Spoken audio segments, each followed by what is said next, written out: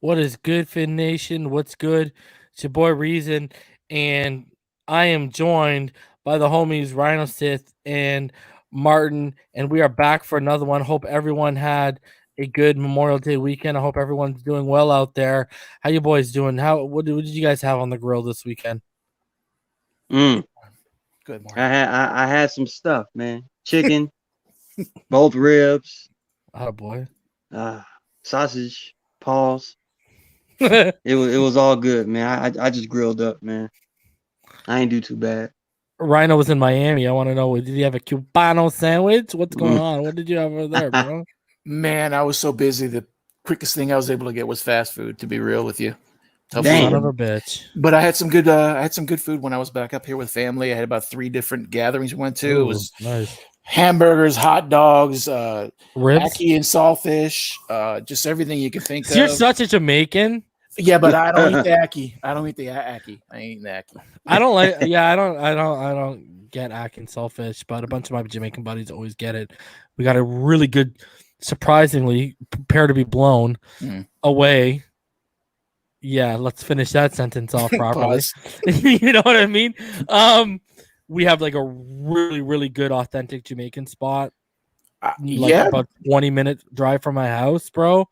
Like some of the best jerk you can get out here. The Jamaican patties are like handmade, and the ackee and saltfish, my boys always get them because they love it. But Canadians, it's like the #1 destination from Jamaicans leaving. So yeah. Okay, well, I didn't know that. Oh yeah. I could have been a Canadian. I was literally a day away from going Canada instead of America. Not a boy. My family. Yeah. Like I just found out like 2 weeks ago that Washington, like the DC area, has the biggest Ethiopian population outside of Ethiopia. Good food, by the way. Wow. I can't get over what's that stuff that like they're not like pancakes, but it looks almost like spongy that they eat with everything and they roll it up. Yeah, it's also Indian food too. The roti.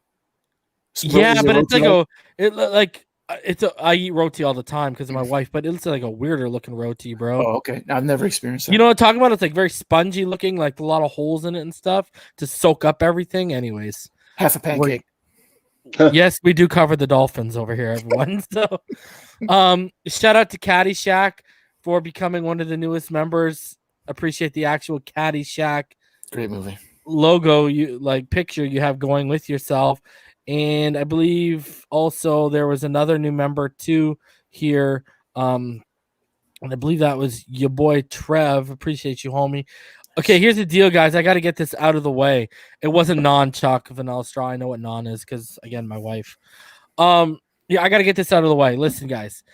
If you become a Patreon member, you will be modded, okay? As soon as you end your Patreon membership, your wrench will be removed, okay? Modding is straight for Patreons and special exceptions, okay? Special exceptions are deemed by myself, obviously.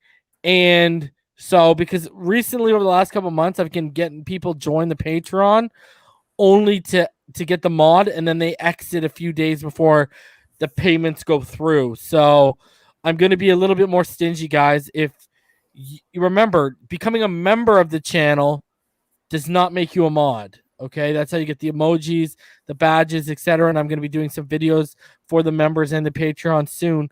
But being a patron is how you get mod access. All right. So I want people to hear me loud, hear me clear.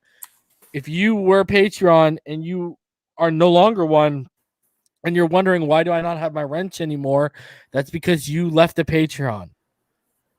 I gotta give something for the Patreons. Like I give you guys emojis and the logos. There's got to be more than just benefits of special videos and special posts just directly from myself to Patreons. And the mod is that. All right, the mod status is that. All right. So I just want everyone to realize that. Let it soak in. Let it sink in. So there's no questions. All right. Sure. Anyways, now that we've gotten that cleared up, I mean, well, I might as well say, go ahead. If you would like to become a Patreon, below you'll see right now, PK, I'm a Phinside patron. Patreon.com/Phinside the NFL. It's right there below me. And I'm also setting up a new store because for some reason Teespring deactivated my account. So I'll get a new store up and running with a bunch of the logos and pictures and stuff like that. So all right. Boys, there were some decent, interesting little media availabilities today. Eric Rowe and DVP will go over DVP. And we're gonna go with Rhino today, queuing it up because he's the ad blocker god, so we don't have to sit through, if you want to get your shingles replaced or your ease trough removal, you know what I mean? Go back in the old days, some marijuana. Or Grammarly. Yeah, hey. Back in the old days for me, man. Damn, I was saying. Sorry I brought it up. It's all good. And another reason why you should donate, well, shouldn't, or you should think about donating to the channel either through the super chat or through PayPal or becoming a patron or becoming a member. Guys, my Liam Eichenberg, the clips video and that full video, they got demonetized. Again? Damn. XO Digital Sports came in and they knocked me for the Louisville clip.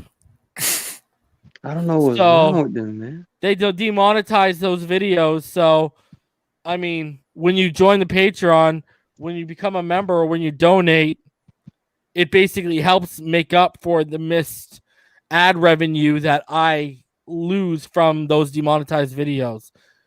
Surprisingly, though, and thank God, Javon Holland's videos have not been demonetized. So here's hoping Hunter Long this weekend doesn't get hit, and next week Jared Dokes doesn't get hit because we're gonna do Jared Dokes next week. So just so what's up, Powerhouse? Haven't seen you in a minute, bro. So just so everyone knows, the life of a YouTube content creator. You spend hours sitting there clipping all this stuff up, only for them to take that away over 15 seconds of the whole clip. Ridiculous. I hear it from so many content creators. If there was a set rule, you could follow it. That's the problem. True.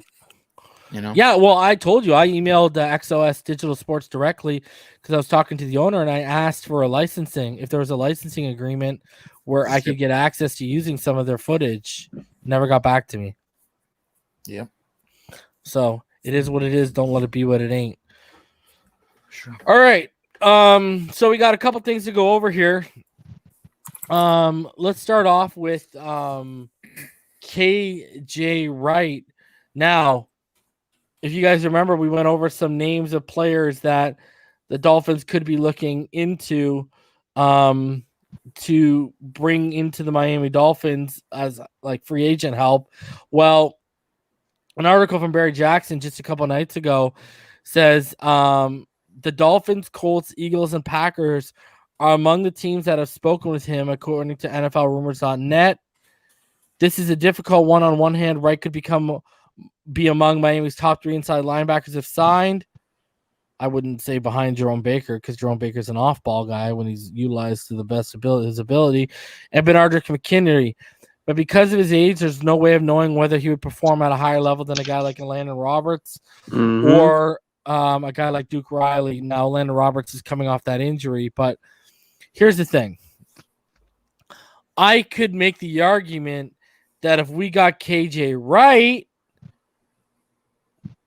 he would be better than anyone we have in coverage. Really? He's a pretty good coverage linebacker. I mean, you saw last year against Fitz, he almost had like 3 picks on Fitz. You know what I mean? If you guys remember that game, week 3. Yeah, he ended up with what? He was, I'm just seeing.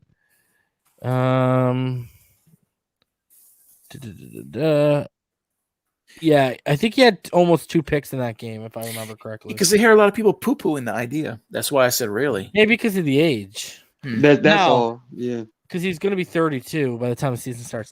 Now, I would personally go after a guy like Quan Alexander because he's still 26. The difference between KJ and Quan is Quan has a little bit of an injury risk. Mm-hmm. But I think Quan is a very, very good linebacker. And he just got released by the Saints because they couldn't afford him. They had to clear up all that money, right? That's the only reason why they got rid of him, because he was due like $13 million or something like that this year. Mm-hmm. So I mean, you go back to Tampa Bay, Quan Alexander. You remember back in Tampa Bay, Quan Alexander was like 100 tackle guy. Yeah. Mhm. Him and David were they killed a it. legitimate tag team. Yeah. Oh Coming up, yeah, they killed at it a younger age. Yeah. Yeah, man. So, I mean, that's where I'd be at with that. KJ is a monster though for his age, you know. Absolutely. But you know, you could sign him for a 1 year, low risk, high reward type of deal. I would love to. KJ brings like a seasoned, you know, veteran savvy to the linebacker position as far as lining up guys in the right position in the front seven and just knowing his assignment and you know, making instinctual plays. But again, I suppose what that drawback would be was his age. You know, It's gonna be 32 in August, I think it is. being 30 plus at linebacker is never a good July. thing. 30 plus at linebacker is never a good thing unless you're like Ray Levante Lewis. David. Yeah, or Levante Or David. Levante David. Yeah. Like, But my question to you is, would he be an ideal scheme fit? Would they be running into the same thing with Shaq Lawson? Even more reason to give him less money. I don't know. I don't know about the whole scheme fit idea because he comes from 4-3 defenses, right? Yes. See, Seattle runs majority 4-3. He seems more like an outside linebacker in the 4-3 than an inside. But him being an inside linebacker in this defense, because of, you know, schematical nuances, maybe he can potentially be a scheme fit, but I don't know. I'm just of the belief that the guys that we have on the team is what Brian Flores will more than likely ride with, including a Duke Riley, who we know was brought on as a special teams guy, but he can, you know, even last year with Philly, he got a lot of reps. Yeah, he got a lot of reps. He's not like Scarlett. Scarlett seems like purely a special teams guy. Riley seems like, I said this EM, Duke Riley seems like this year's version of Camus Grugier-Hill. Yes. No, I'm talking about I'm not talking about talent. I'm talking about in terms of what they thought, what they were going to give him, more responsibility to a guy who over the last couple of years has moved from a special teams player to getting more playing time in terms of defensive snaps. It seems like the same thing with Camus Grugier-Hill. I agree. They're going to use him. What do you think, Rhino? Well, you know, I'm half a casual. All this scheme fit, you know, I bow to what you say, and if he's a good scheme fit for covering in certain situations, it makes sense to me. But my mind goes to maybe they are looking to see if Roberts is going to be healthy enough, and maybe this is kind of a move to. Yeah. It's also interesting that they brought in Ingram. They just never seem to stop, man, on this defense, and I love it. I love it. Yep. You got to wonder if Ingram was a leverage play too against Ogba, right? Right. For sure. So, and you know, I will say this: KJ looks like he'd play more interior, whereas Ingram is clearly coming off the edge mainly. Right. But there's more word coming out that McKinney's going to be used a lot off the edge more than people are giving him credit for. That's going to be interesting to see. So, I like his pass rush ability, but I just never seen him coming off the edge, you know, as a straight pass rusher. Up the middle, yeah, but off the edge, I gotta see it to believe it almost. And hi and bye, Carlos. Did you get rid of him, or you want me to? Yeah, no, I did. I'm just gonna make sure that it sticks, like someone didn't unhide him. But yeah. Goodbye. Great logical argument. Into the unknown, especially when we beat you last year. Into the unknown. Goodbye, you son of a bitch. All right. Now, let's keep it rolling here. KJ Wright. Guys, there's something interesting. I told you guys, you know, YouTube before we went live here. Actually, you know what? We'll save that. I'll keep it anticipation for everyone. All right. If people didn't see it, I want to show people what Travis Kelce said about Mike Gesicki, and I'm going to show the actual video for you guys to see what he said. All right. So let's get into this right here. Just let me know you guys can Hello. see it. Hello. Hello. He is chilling right now. How you Look at doing? him. Yeah, right by the beach. Like He don't care nothing about the Super Bowl L. Who's Kelce again? Let me know you guys can hear it. Who are the top Yes. 5 tight ends in the game? Wow. Hey guys, we're still here chilling at the Coors Light Chill Kayla Zone. Nicole. I'm now going to catch up with one of probably my Ease favorite up, boys. people Rein it in, the rein world, it in. Travis Kelce. Who are the top 5 tight ends in the game? All right, I'll go George Kittle, Darren Waller. Wow. Easy, I would yeah, say 1, Zach 2. Ertz when he's out there and he's getting the opportunity. Mark Andrews, what he's been doing over there in Baltimore is pretty impressive. That's I'll a go, good list. Gesicki. Okay. Ooh, good Gesicki list. from, Good the list. Dolphins. He's fun to watch. Promise me that you won't get on any golf carts today, and maybe just like 5 beers. So one more time there. All right. Any golf carts today? One And more maybe time just there for people. Mark Andrews, what he's been doing over there in Baltimore is pretty impressive. I'll go Gesicki. Okay.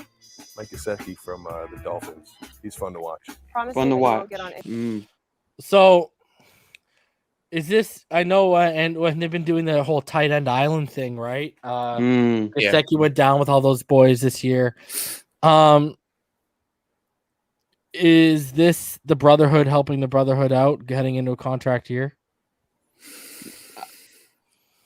I doubt it. I think that. There goes Martin for the first time tonight. Hey, first time tonight. Hey, first time tonight. What do you think, Rhino? While Martin gains his bearings. Go ahead, Martin. Go ahead. Oh, my fault, man. I'm saying I think that take was more from a fan perspective than tight end helping out a tight end perspective. He was listing off like real names that all fans around the NFL would say those are the top tight ends in the league.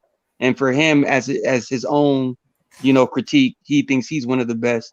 For him to say Gesicki and that, let you know, okay, he looks at him. Don't you have to be able to block to be considered top 5? Top 10. My next question. Maybe in 1980. Oh, here's the other thing too. When you look at it, at how it went last year, we ran the 5th most 12-man personnel in the NFL. I think it was like 26% of the time. When we ran 12-man, Gesicki was only in there about 19% of the time. Mm-hmm. Yep. And I'm segueing into this. This was posed by EM yesterday. If people missed it, me and EM, we joined TD Fins Talk for a little bit there. Good watch. Had to put a stop to some of the Tua foolishness. Mm-hmm. And your boy did his thing. And anyways, EM posed a good question. What is the value of Mike Gesicki to this team right now? Where does he fit in? And the reason why that's asked is you look at how much he actually lined up in line. It's not very much at all. When they were running the football and he was lined up in line, they were running to the other side. Mm-hmm. And the majority of his snaps came from the boundary or in the slot. Right. Is Mike Gesicki a glorified wide receiver? If so, with this room right now, where does he fit in? I would say glorified is accurate. Like Ball Game said, he's a seam splitter. That's his value, his wingspan. That's all fair. But how does he really fit into a 12-man? If he's on the right, they're running to the left. If he is starting at the in line, he's going to end up in slot or off out wide. So, because you said they didn't run once to his side. Well, and I just want to say this: CB83, he was on the field for run situations last year. You can simply go to my Solomon Kinley film analysis from early on in the season. There are examples of Gesicki on the field while they're running the ball in that. Anyways, continue. Sorry, Rhino. To get ahead a little bit of what we're going to hear with DVP, they appear to be moving a lot pre-snap. Yep. So maybe there's some vision there for him, like you said, but not really as a tight end. As someone said, as a weapon or poor man's Pitts, maybe. That's what I'm thinking, Martin. I don't know. No, I'm with you. I'm with you. I agree. Because here's the thing. Your problem that you're going to have, Hunter's a better blocker. Shahian's a better blocker. If he makes a team, Smythe is a better blocker. They could literally run 12-man with two of those three guys. And then what happens with Waddle, Fuller, and DVP with Gesicki? Where does Gesicki fit in right now? Look at what they're doing to this receiving core right now. True. Yes, he's a big weapon. Yes, he's a big target. Not a very good runner, but he's a big target. Okay. Yes, he's deadly in this seam. There's no doubt about it. The issue you're gonna have right now, you talked about the motion and what they're doing. It goes back to who did it. What SEC school did a lot of motion when Tua was there? Alabama. This goes back to what I've been telling you guys. Prepare for a more Alabama type of feel to this offense. Thank God. Gesicki doesn't fit what they need. And am I wrong in saying that the Hunter Long pick might have been the writing on the wall for Mike Gesicki? Potentially, yeah. Same as with the Jalen Waddle pick for Jakeem Grant. It seems like that's going to be the case for Gesicki since we're kind of narrowing it down. Like, he might not have one of those roles with us as far as how we're going to advance this new offense. That's going to be tough because I love Gesicki's hands, bro. Like, we can say what we want about his route running, and I'll agree with you. One of the worst route runners in the league at tight end, but his hands, man, it's like, oh, there's no denying your hands. It's like glue guns, man. Yeah. But I go back to this. What is he in this offense? What is he in this offense? Well, you're going to have to line him in line. You're going to have to move him. And if he's in there, it's probably going to be a pass play. So I take your point. It's very confusing. What is his value? I think it'll be more so this season a matchup guy, red zone and getting out of your own 20-yard line. They just want to use him, to move the sticks or just hurry up and get 6 on the board. I think so. I think they do have a plan for Gesicki this season, but he won't be a featured target for Tua. I don't believe, as far as where they're transitioning to offensively. Florida Born says red zone. It's a fair point. Yeah, that's a fair point. But then again, you're passing. CB83 makes a really good point. And TEs are usually great edge blockers. I'm super disappointed we can't run stretcher outside zones to his side. That's really bad, fellas. Play action comes off of stretch and outside zone plays. Mm-hmm. No one's going to bite it. No one's going to buy it. Yep. He's not lying. No. Mm-hmm. But again, I ask you, what's his fit on this offense right now? They got to find one. Is he a potential trade candidate? I think so. If they don't find one, yeah. I'm with you.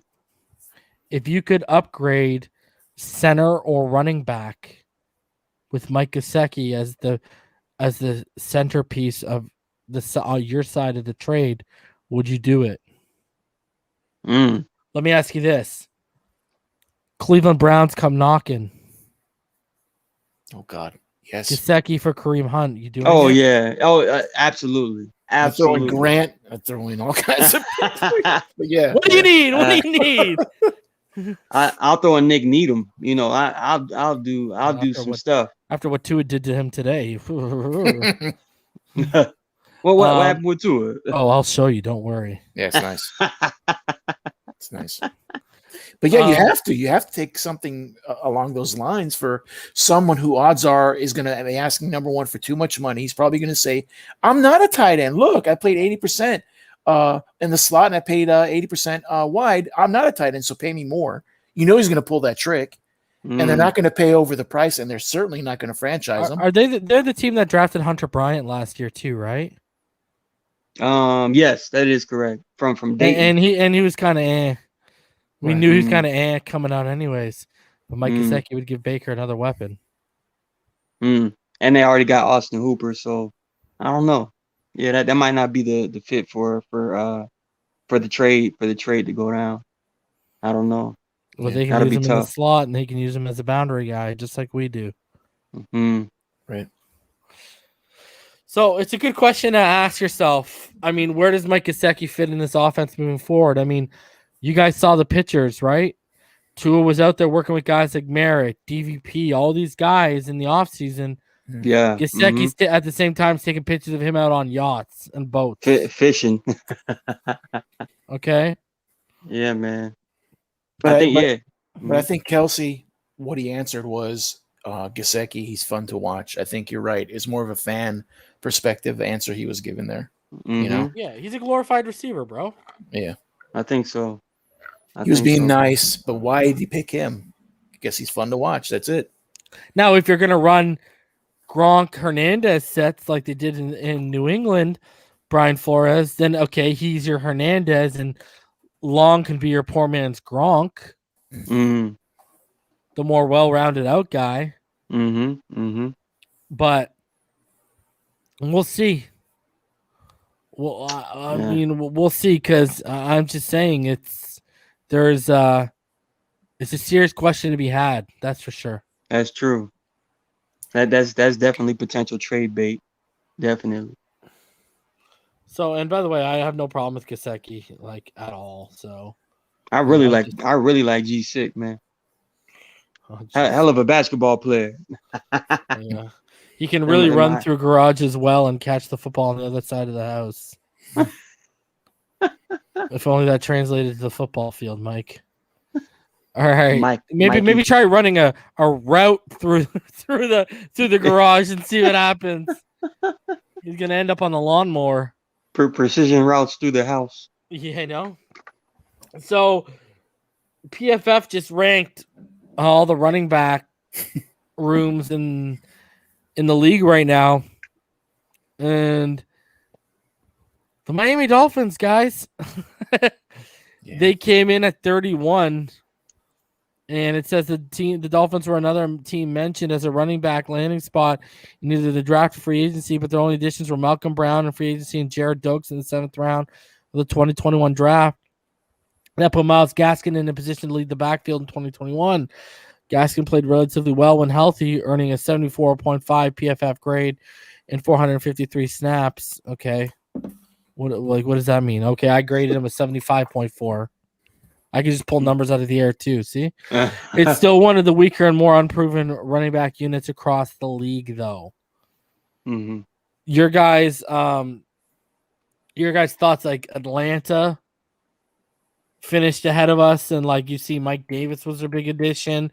The Texans, with their addition of Rex Burkhead, and Phillip Lindsay and Mark Ingram to go along with David Johnson, finished ahead of us. The Arizona Cardinals, with Chase Edmonds, and James Conner finished ahead of us.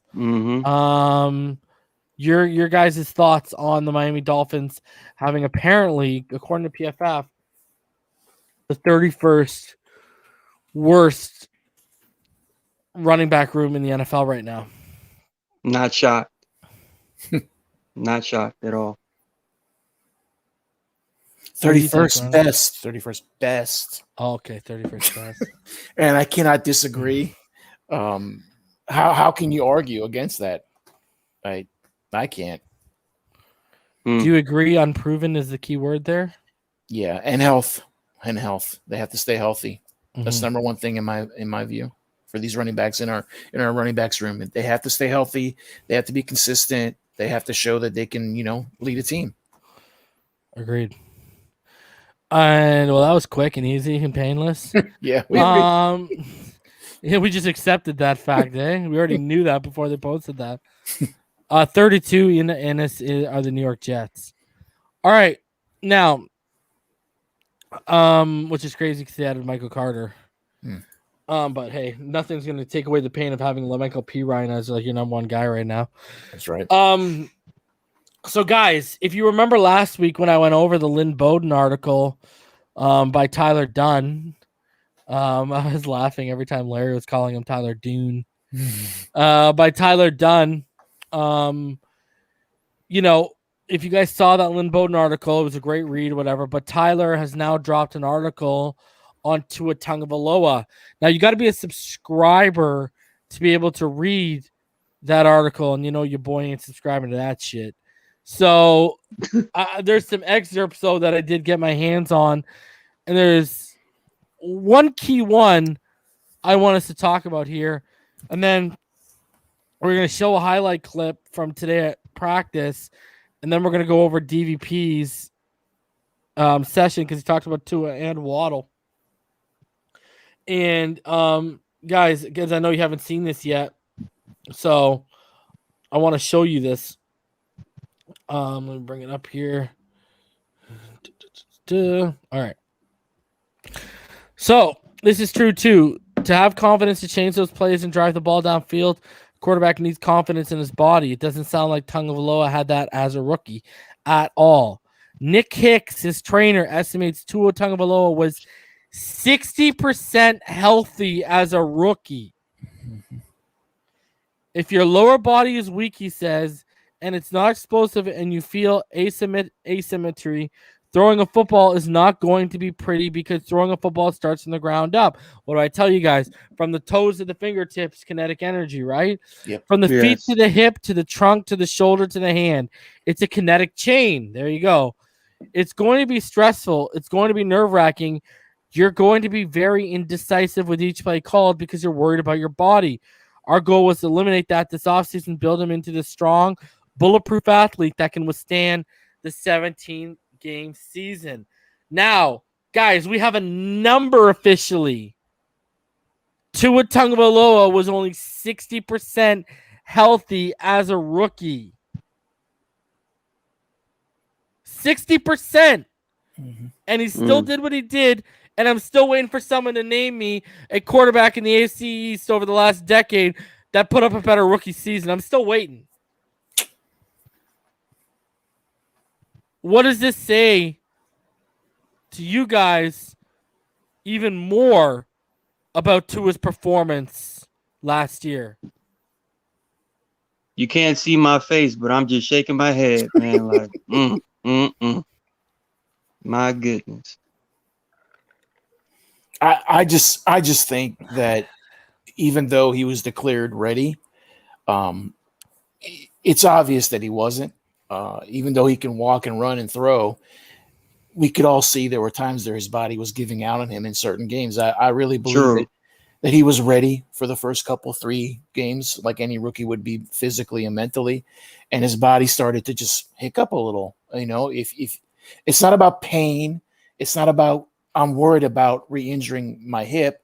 You're in your own head and you're like, well, why does it take so much of my arm to complete this pass when it never used to? And obviously he knows the answer. And now they're improving on it. He must have some statistical weight or program that he's testing him on to come up with that number. I believe that his trainer, that's not something you throw around lightly as a professional. That kind of stuff, if you throw it around lightly, you'll get your ass fired, never hired again. So I don't think he's being, lax with that. I think he's making a point. And who better to know than him, other than the Tua and his family?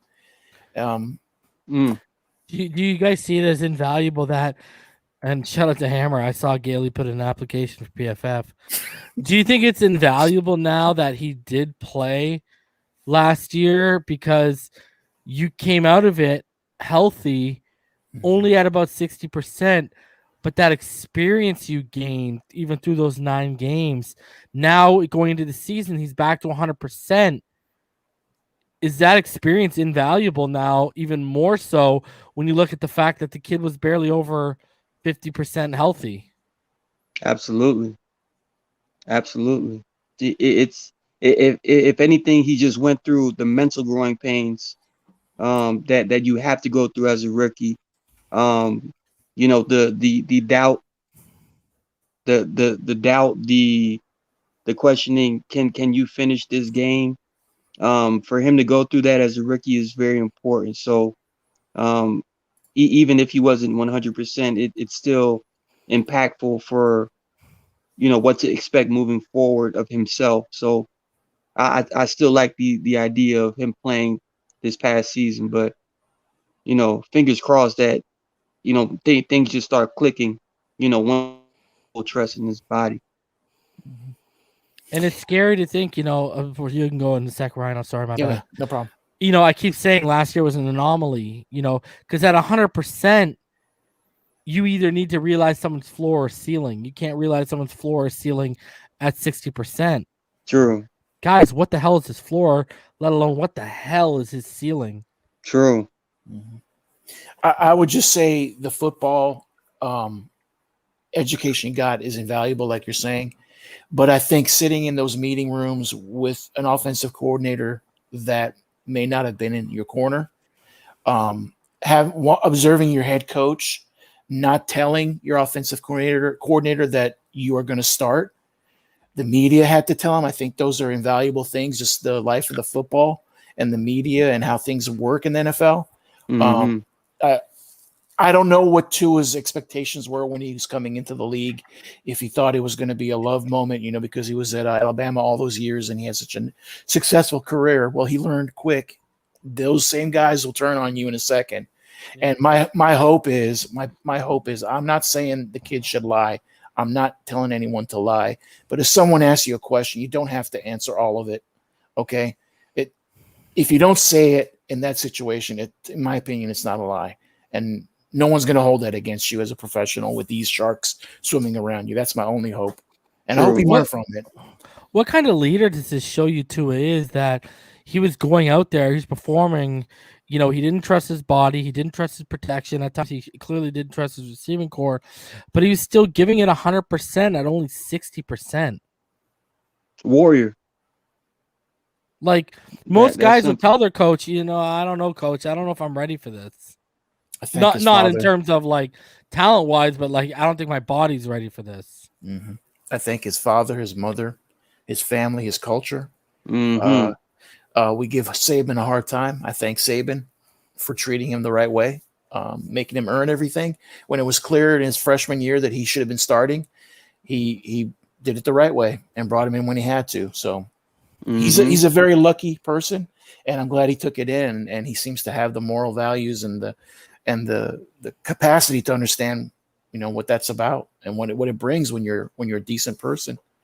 So good for him. True. Well said, man. I just, you know, I can't get past this for a little bit because, you know, the fact that he went out there and still performed the way he did, you know, with still 40% left in the tank to gain. Like, this is the definition of a guy who he could play football, but he wasn't fully medically cleared. If you get what I'm saying, like you're medically cleared to play football, but you're not medically cleared at 100%. Yeah, right. I think he was getting ready for that bye week, like you talk about in 11th week. That's what I think, Martin. That's true. And he was mentally ready, physically he wasn't. So that's just a testament to the guy's, you know, spirit, man. We got one. Like I don't care what nobody says as far as, you know, his rookie year, he didn't play too well, whatever. We got a franchise quarterback in Tua. It's just about patience now. Yeah. And, you know, when we showed you those clips of the timing and precision drills, oh, and another little thing too, there was another little quote from that article, boys. This is what Nick Hicks also said too, at a different point in that article. He said, I think he's going to have a Pro Bowl caliber season. He didn't say he's going to the Pro Bowl, everyone. Relax, TD. He didn't say he's going to the Pro Bowl. Pro Bowl caliber. That means he's in the talk. And I agree. Because what did he show his entire college career? He's the best quarterback coming out of college. Why should that stop now? I understand EM has a good point. It's not college. It's the professionals. We all understand that. But this kid, every level, he seems to attack it and do better than expected. And the only thing held him back last year was his darn hip and recovery not being in football shape. Mm-hmm. Track record means everything with the Tell him, Rhino. Sorry, go ahead. What did you say, Martin? No, I'm just saying track record means a lot when it comes to the quarterback position and how he's gonna ascend. Like even with Lamar Jackson, I just remember him his freshman year at Louisville, his rookie year, very similar. His second year at Louisville as a sophomore, his second year in the league, very similar. I just believe in track record, and to his track record, it says it's pointing in all directions. He's going to be a successful quarterback. The only thing is, like I gone again for a second time. Not the first time. Yeah, patience. That's all. My fault. No worries. Yeah, I'm back. Did you guys see that duck Lamar Jackson threw today at practice? I did not. Holy shit! Here, let me show you all. Okay, let's comparison time with recent. All right, so because you know where I'm heading with this one. Right? Let me see if I can find the. Let me see. Let me just make sure I can find this. Hopefully, I liked it because that'll make it easy. And I don't know. Did you guys see that Cameron Wolf article today? Nah, I skimmed it. I really didn't read it that in depth. It wasn't really that in depth, but it was all about Marino doesn't want Belichick to beat Shula's record. Oh yeah. Hell yeah. Yo, peeps, this you guys are gonna die right here. All right, check this out. This is from today in training camp. Lamar Jackson. You guys remember that old NES game, Duck Hunt? Yeah. Mm-hmm. Gun. Look at this thing. Like gun. Look at this thing. Watch it go. What the hell is that? Oh. Watch the ball again. Look at that thing. Wow. Look at that one more time. Woo! It got there quick, though. I was about to say it ain't Tebow. No. You know it ain't Tebow. It is not Tebow, but and then it was quacking. Our quarterback today with Nick Needham in tight coverage on that boy Albert Wilson, who I've been saying since last year when he opted out, he needs to come back this year and make this team this year. Here we go, baby. Boom. Look at that. One more time for y'all. Where's the zip? Y'all doubting the zip? All day, baby. I'm just glad to see Wilson, man. I forgot. Hoodie season, baby. Hoodie season, bro. One more time. Look at this. Watch this. Ready? Look at that coverage. That green jersey is Nick Needham. One more time. Look at it. Look at that. That throw reminds me of the that coach that has the commentary on Tuesday Alabama. Windows. Did you see Someone get the Windex? Did you see the hip? The rotation? Watch his left hip. Yeah. On. That didn't happen last year, bro. Ladies and gentlemen, Tua Tagovailoa is back. Oh my god. I mean, this is like you could watch this like 3,000 times over and not get bored. Where you at, Nick? He would have got the tackle, but that's a first down. Mm-hmm. I'm just saying that boy Tua Tagovailoa is back, baby. Someone get the Windex. Back. And did you notice the drive in his front foot? That drive foot? Yes. Like just pure explosion in it, bro. Like, that was one motion. Because that wasn't the time in the precision drill. That was, the coverage is tight. I got to get it there. He fit Boom, it in. baby. Yeah, but the thing is, for him, he plants his right leg, which is the hip injury, and then to keep the foot on the ground and to rotate the left hip 190 or 180, whatever it is, and to keep the foot in the ground like that. That wasn't happening last year, man. True. Hold on, I got to do commentary. Do you guys know what a laser sounds like? Ready? Pew, Watch this. pew. Oh, that, Exactly. yeah. Exactly. Pew pew pew pew. Right there. Look at that. Look at Wilson, man. Nice catch. You know what? And what's happened, bro? When we saw the picture of Tua working out with everyone at the parks, who was one of the guys there? Yep. Albert Wilson. Yup. Ready? Mhm. Pew pew. I like to hear it too. Pew pew. Pew, pew. Look at that. Look at that. Oh!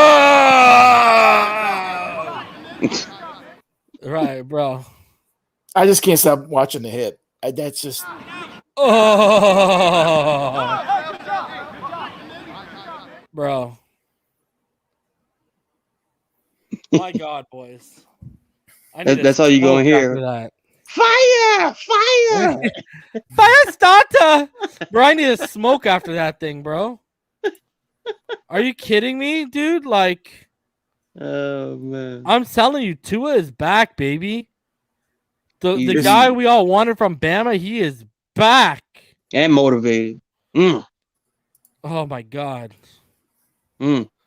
Oh my God.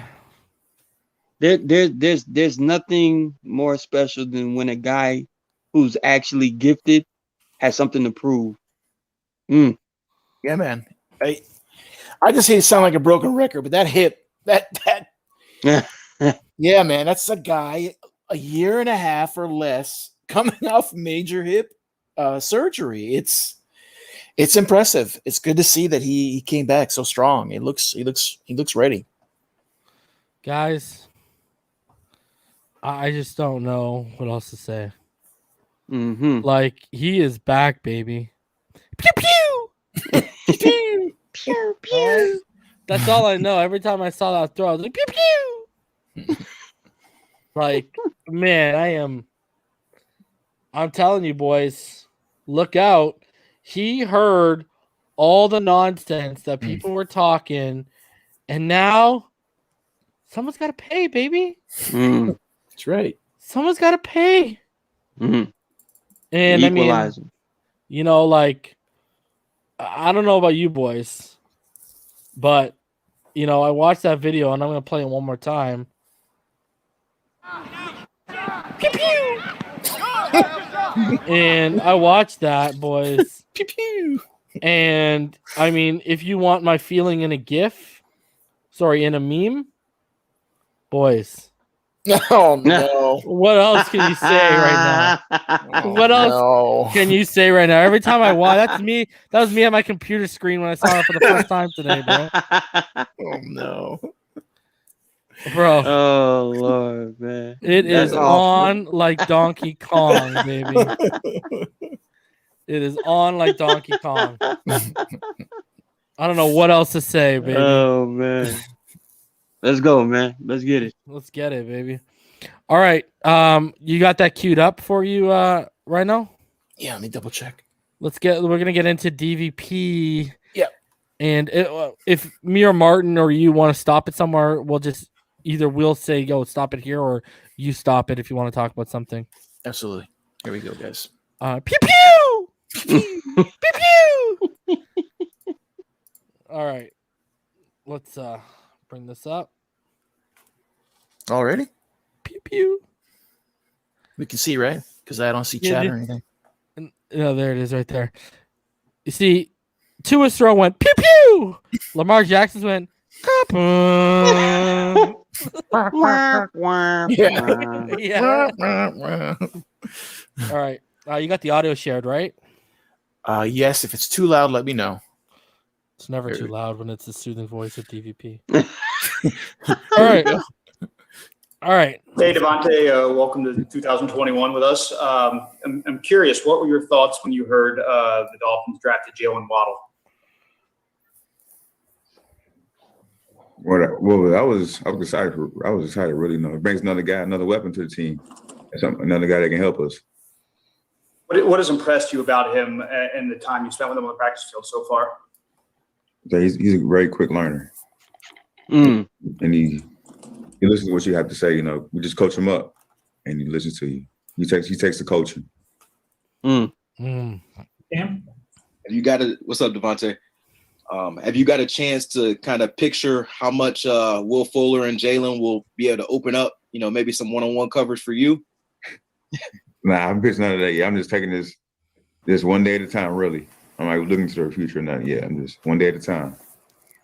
Grind. I know last year we talked to you, a big goal for you was 16 games and, doing that. Do you have any goals for this upcoming season that you want to put down? Nah, I ain't got no. I have the same goals I always have. That's it. So now we got another game. He's like, I'm not falling for that, boys. Yeah.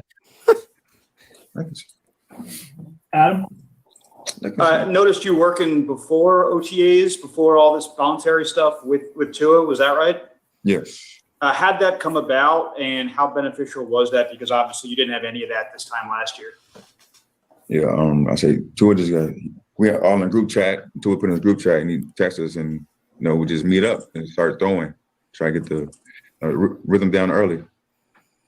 Have you seen benefits already on the field? Oh yes, I have. How so? Stop it after this. His mechanics, it looks different. All right, so now he says his mechanics look different, guys. And, we know he's been working out with Nick Hicks, but obviously we're just talking about the dry foot, the hip rotation, and stuff like that. Martin, being healthy, mechanically, he's just going to look different, is he not? Even Absolutely. if his mechanics are returning to what they were before the injury, no? Absolutely. And hopefully I don't cut off when I'm explaining this. but I'll try to keep it short. Being healthy is being confident. That's as simple as it gets. Tua was not healthy last year, so there was a slight lack of confidence. With the full offseason under his belt, full, health, full training, the confidence equals better mechanics, and better mechanics equals explosion with the football. And if you saw that head nod, that head shake from DVP, just like, oh my goodness. Better. He's gotten better. That's what that means. So I'm one of the ones where, yes, if you're healthy and you've gained strength, you're just gonna be out there doing whatever you feel like doing as far as with the football when you're throwing. So that's what that means from my perspective. Sure. What do you think, Rhino? I think DVP is thinking he may have his best season yet. That's what I think. And why not? That he looks healthy. He looks prepared. This is kind of a money year for DVP, so he's motivated. Plus, he wants to shake that reputation, I think, of being injured, which I think is very, very important to him. It's just good, man. It's just good what's happening here. Did you guys see that? I wanted to ask you guys, did you see that video of Will Fuller working out? Let's see if I can try and find it for you guys. But when you look at when you take into what he's saying right now, how excited do you think Dolphin fans should be that kind of to what Rhino just said, could DVP, because we saw the rapport they were building. I talk about it all the time with the fact that, man, they were drawing flags like Tua was a veteran out here. What are you guys' thoughts on the type of season that DVP could have if Tua was back at 100? The potential for him to have another breakout year, because 2019 was his official breakout year. For him to have another one is definitely likely because of what's around him now. Last year, Preston went down. Gesicki's connection was way stronger with Fitz. And DVP was the primary suspect for defenses to key in on. And now, with all of the additions, including, a Hunter Long, he's probably thinking in the back of his mind, oof, let me just get out here and put my head down and work and just get open and see where the ball comes. And this could easily be one of those seasons where if he stays healthy, 90% of the season, let's say like 14, 15 games, he's a 1,000-yard receiver in his mind. And let's see how Tua responds, Right. Yeah, I think he understands, and I think the whole team understands that there is weaponry that's surrounding the quarterback, potentially a Pro Bowl caliber quarterback within the next 2 or 3 years to start to spread his wings and earn his reputation. And he has no excuses. None of them have any excuses anymore. It's just about staying healthy, staying positive, and going out there and producing. And why can't they? I mean, there's no reason why they can't. I mean, it'll take time. I'm not expecting they're going to be bang in a midseason form the first game. I really don't. I mean, they still have to learn each other and the whole new system that they're doing and playing with each other. But I think in time, I think they trust everything around them. I think if we could really find out what happened last year, I think we could understand what happened in Buffalo and why it happened. And I don't think it's because of one player.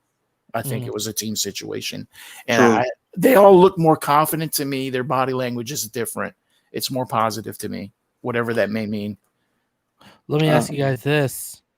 With DVP basically saying Waddle's a quick learner, that he's responding to being coached up. With Albert Wilson coming back, guys, is Preston Williams being put on notice? I believe so. And that's tough because Preston's one of my sneaky, top receivers for this receiving core because of his connection with Tua from last season. But if he cannot get on the field, bro, what options do the Dolphins have for an undrafted rookie, like for real? His potential is only gonna, get him however many more reps, but essentially you have to be on the field and you have to make plays when the ball comes to you. And it just hasn't been the case really with Preston. And now all these receivers coming in, it's going to be tough, man. It's going to be tough for him and Jakeem and, Malcolm and, a couple other receivers to stay on this roster because that room is going to thin out by the time we hit week 1, man. It's really going to be shocking. But what might screw Gesicki if we don't trade him is if Will Fuller balls out, Fuller's probably going to get that franchise tag and not Gesicki. Yeah. So something to think about. All right, let's keep it rolling. How so? I like that, man. It's different. Joe? Hey, Devante, it's good to see you. Hopefully we'll all get together in person soon with a return to normal life, right? Things are starting to get a little better. Hey, with Coach Godsey and Coach Studesville being the new offensive coordinators and putting their minds together to come up with a new playbook, what have you noticed is different? What's changed? After this answer, stop it, Rhino. What have you noticed is different? What's changed about the new plan? I already know. I mean, nothing. We just be moving around in different spots. I'll say that's really it. Really. Yes, sir. He says a little bit. One more. Just he says a little bit another line. Okay, keep it rolling for more. We just moving around more than usual. All right. Okay, so he's basically telling us right there that motion is more of a factor in this playbook than what it has been in the last couple of years. We go back to the motion they consistently and constantly used in Alabama. Yes. We go back to what Najee Harris said on Pat McAfee about how this playbook is very similar to what was being ran at Alabama, just with new terminology. One thing we talked about, and Rhino remembers this. Rhino, what was I saying this offense needed much more of that we didn't have? Yes, sir. Motion, pre-snap motion. I wanted pre-snap motion and motion at the snap, right? Right, at the snap, right. At the snap is key, too. Now you see that they're installing more and more motion, boys. Oh, boy. Modern offense, what? Oh, boy. I mean, why make it easy? Why make it easy for defenses, man? I mean, I love motion. I mean, some people don't like it. They say it doesn't really confuse anyone. I think it does. The more you have some snap, Ken. Yeah, because you have to think. It's and what does it do? What does it do, Rhino? It sets motion. Yeah, and what does it do? it sets you up for further plays in the game. Like that video you showed me that night. Exactly. With McVay. Yeah. I can set up false keys with motion at the snap. Right. Yes. I keep giving you similar motion, and we run similar stuff off that motion. Then all of a sudden, the third time or the second time in the game, I run that same motion, but now I'm using it as a false key. You're going to get linebackers to bite or overcompensate. You could get a safety in the box to overcompensate. And with this speed reason, if you have a delay as a defender, you're dead. Yeah. Dead. And I mean, the key thing that pre-snap motion shows is if you're in man or zone. That's exactly what I was going to just but motion at the snap, I can set up keys. I can set up false keys on your ass. Right. And I'm going to create conflict, and you guys are all going to overcompensate, and I'll get you out of position, and bam, I hit you with something to that spot that you vacated. Now you're in trouble.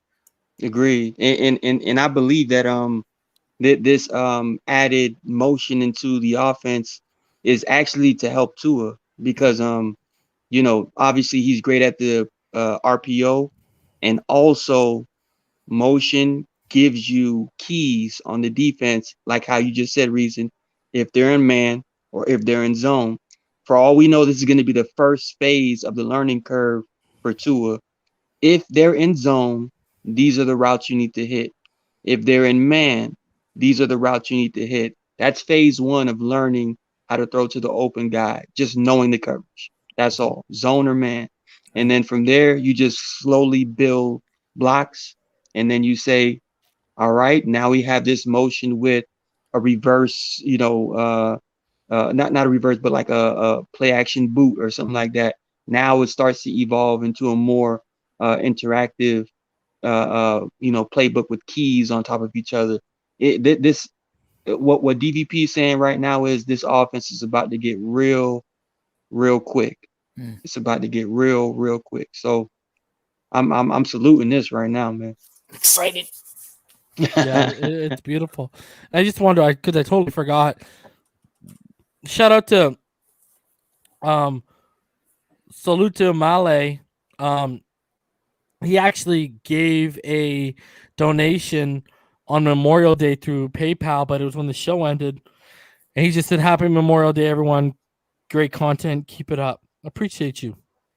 So, nice. All right, let's keep it rolling, Rhino.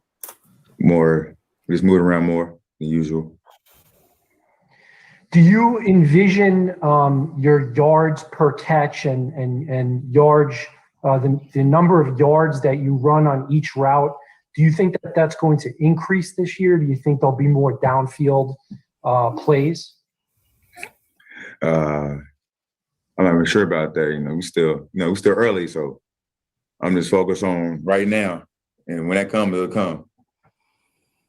Thanks. Stopping.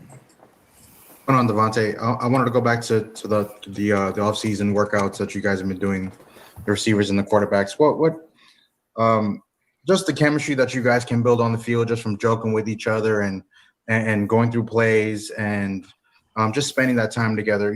How do you think that really can make a difference for you guys? I say it can help out a lot. Just spending time with each other, even just off the field and just getting that, camaraderie going and, just everybody, knowing each other better than what we had before. It's building, baby. Travis? Hey, Devante, what's going on, man? Last year I asked you about what's something on the field you're working on during the offseason and training camp, and you told me comeback routes. Is there anything specific on the field that you're working on this offseason to get better at? I'll say just routes, period. Just get on my break quicker. Is that something that's more mental, physical, like in the classroom? Like how do you go about making that happen? It's just more mental. Repetition. Pause that for a sec. Did you hear that, boys? More mental. Did you hear that? That's all. Those are the quaking of Stephon Gilmore's knees right now, saying this guy's going to get even better coming out of his breaks. Oh God, what's awaiting me? So true. if I'm gonna, get a little deeper into what he just said as far as getting out the break quicker, I think that's more telling of the quarterback that's throwing to him. If Tua is on his anticipation game, where the ball is out of his hands before you can even, flip your hips and turn your head, you have to get out that break ASAP. For that ball to be there on that specific mark, at that specific time. That's a great key to lock in on as far as what you want to work on. That's a good point. All right, let's keep it rolling. Ball's coming in quicker. Yep. Devante, last week when we were talking with Tua, he kind of surprised. Bubble screen. He didn't feel he had the playbook down really well last year. What do you make of that statement? Clear. He's his own guy. That's how he felt about it. I don't have nothing to say about that. Nah, man. Nah. I'm not big. You're not baiting me into that trap. Old man. That's a veteran right there. That's a veteran player. That's just how you feel. So. Omar? You talked about Tua and his mechanics, that they look different. I guess they feel different. What about them, if you can explain it to the novice reporter here, is different from your perspective? Footwork, ball out quicker, all that. Ball out quicker, all that. There's your point. Yeah. Cam? Hey, Devante, last year, obviously, you didn't have a full offseason with Tua or anybody. What is the extra reps with just him as the guy, Fitz is not around, do for maybe your chemistry and his chemistry with all the guys in the starting offense?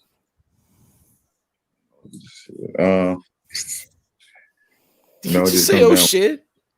No, he said okay. It just comes down with, getting a lot of reps in with him.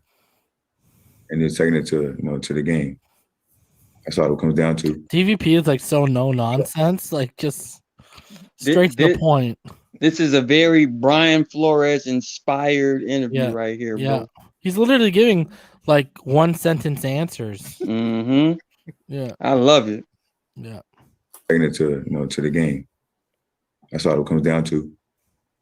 You feel like you guys know each other's, kind of ways to go about things now, the way he throws a certain route, the way you run a certain route. Have y'all got a better grasp of that? Yeah, we talk about that a lot. Yeah, we have. That's something we look forward to.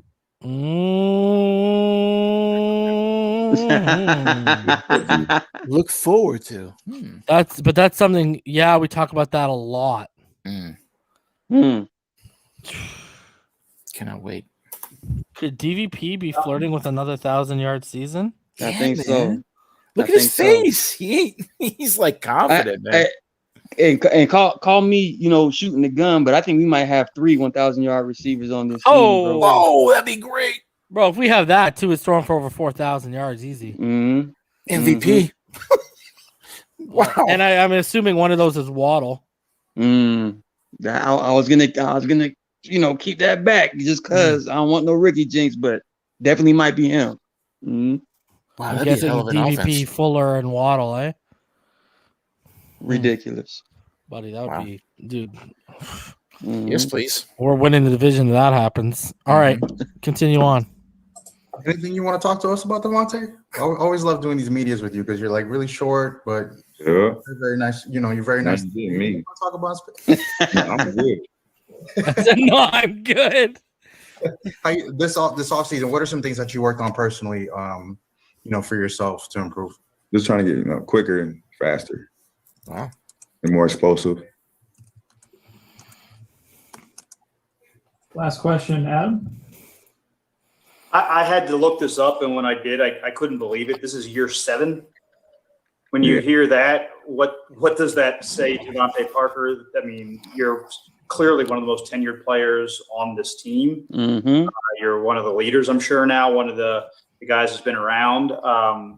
what kind of an accomplishment is it to have 7 seasons with any one team? It's very rare in the NFL. True. It's something big, It doesn't happen very often. I'm just proud. I'm still here and be able to do what I'm still doing. Was there a time that you thought maybe that 7th year might not? I'm not 7th year, but having this kind of longevity might not happen for you here. I never had that in my mind at all. No. What kind of dumbass question is that, Adam? Go to Pro Football Network. No wonder they hired you. Awesome. Boys, a lot of little key nuggets there to take away. I mean, DVP didn't say much, but he said a lot about Tua. Yeah. And the offense. Yeah, and the offense. I mean, he basically told us there's a lot of motion, and he basically said, him and Tua have been getting the rapport a little bit tighter than it was last year. And I already go off about, how savvy of a veteran Tua looked at times by understanding the leverage that Parker was playing with against defensive backs and drawing those flags, which you don't see a lot of rookies do normally. Guys, should the expectations be huge this year for DVP if he stays healthy? I think so. I think it's still important to highlight that Devante is arguably one of the better, jump man wide receivers in the NFL when it comes to 50-50. That now with a full offseason with his new quarterback in Tua, you have to say to yourself, you know what? This has to be one of those years where DVP knows he has to show out, especially with these new acquisitions in the room. He knows that, you know what?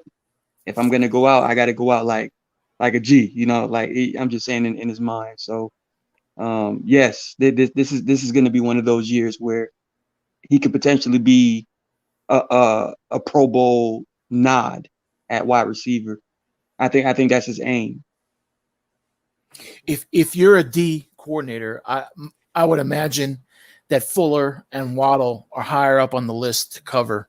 So I think DVP expects a lot of one-on-ones. That's my personal view of it.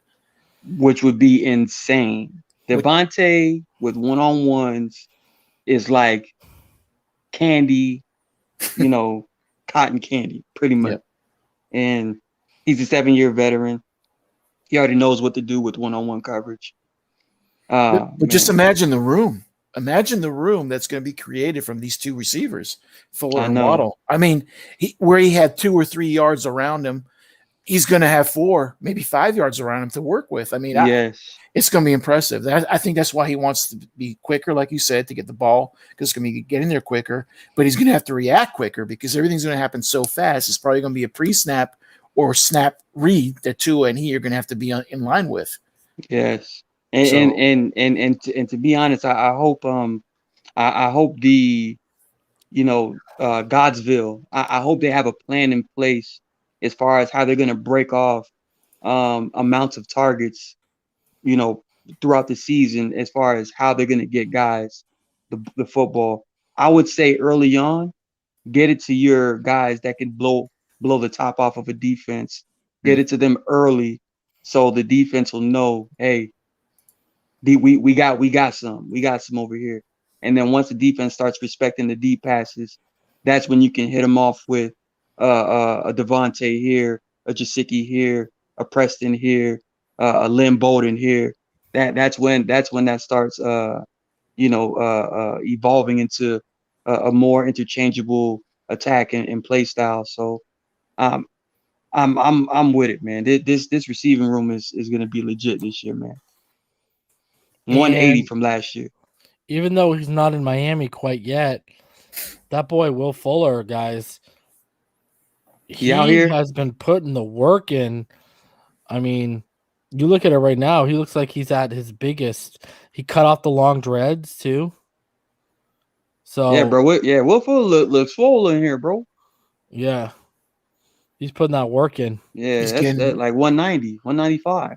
He's getting into his prime. This is his prime. That's true. This is prove it year. Mm-hmm. Yeah, bro, and he knows there's money on the table if he balls out this year, right? Mm-hmm. Mm-hmm. And if he does, I say pay him. Yep. Keep him. I already told y'all guys. I think there was a little bit of a wink, nudge agreement that we're gonna take care of you after this year. Stay healthy, produce. Right. Yeah. This and not to cut you off, reason, but this entire offense, bro. When I say we have depth as far as play styles and play types of different weapons on offense, DVP, Preston Williams, pretty much the same receiver. Will Fuller, Jalen Waddle, same receiver. Tua, Brissett, relatively the same quarterback. Gaskin, Ahmed, same running back, same style.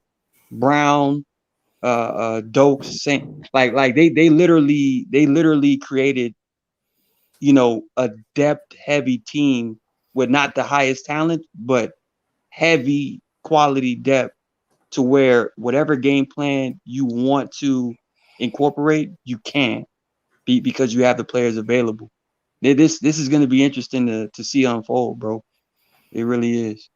You know what it feels like to me, and this is probably premature, but it just feels like the bad luck, the stink we've had for 20 years, man. It just feels like it's coming off, man. But I know, man, and people want to kind of draw back, like it's been so long. Let's make it happen this year.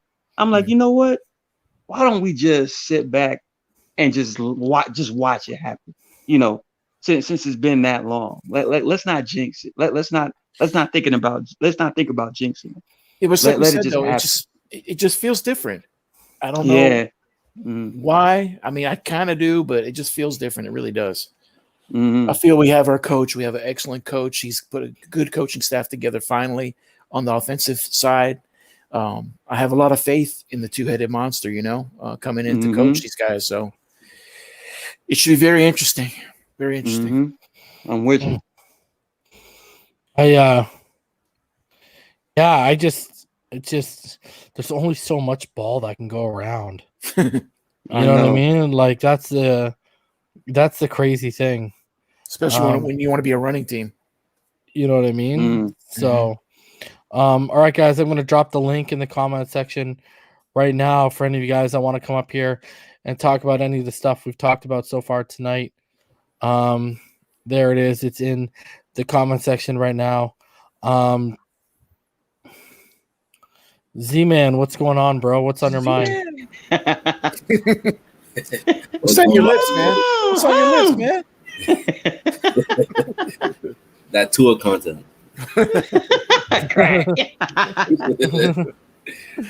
Oh man, it's just a wild off season. It's just been so long where the Dolphins actually had we actually look forward to the season and not really like after the season, the draft or whatever. But it just felt so long where I can actually come in and say, wow, I can't wait till next season to actually come around and see what we actually do. I know. What are you expecting from these receivers this season? So I don't really. Devante Parker might be able to hit 1,000 yards, but I think the only real 1,000-yard possibly at this very moment is Will Fuller. Waddle, I just think it's a little too early. Like that's a lot of expectation. I know he's fast and all that stuff, but you still gotta account all the other reasons that all the other people that can get the ball this year too, because they still got Albert Wilson, Preston, Hunter Long, Gaston still gotta get the rock at least 20 times. 20 times, you know what I mean? Like rushing and catching, yes.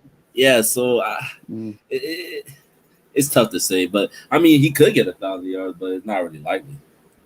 In my opinion, I think it's more going to be 806 for Waddle. What did you think of that? The zip that Tua displayed on his football. Pete don't like that one, boy. Pete does not like that one.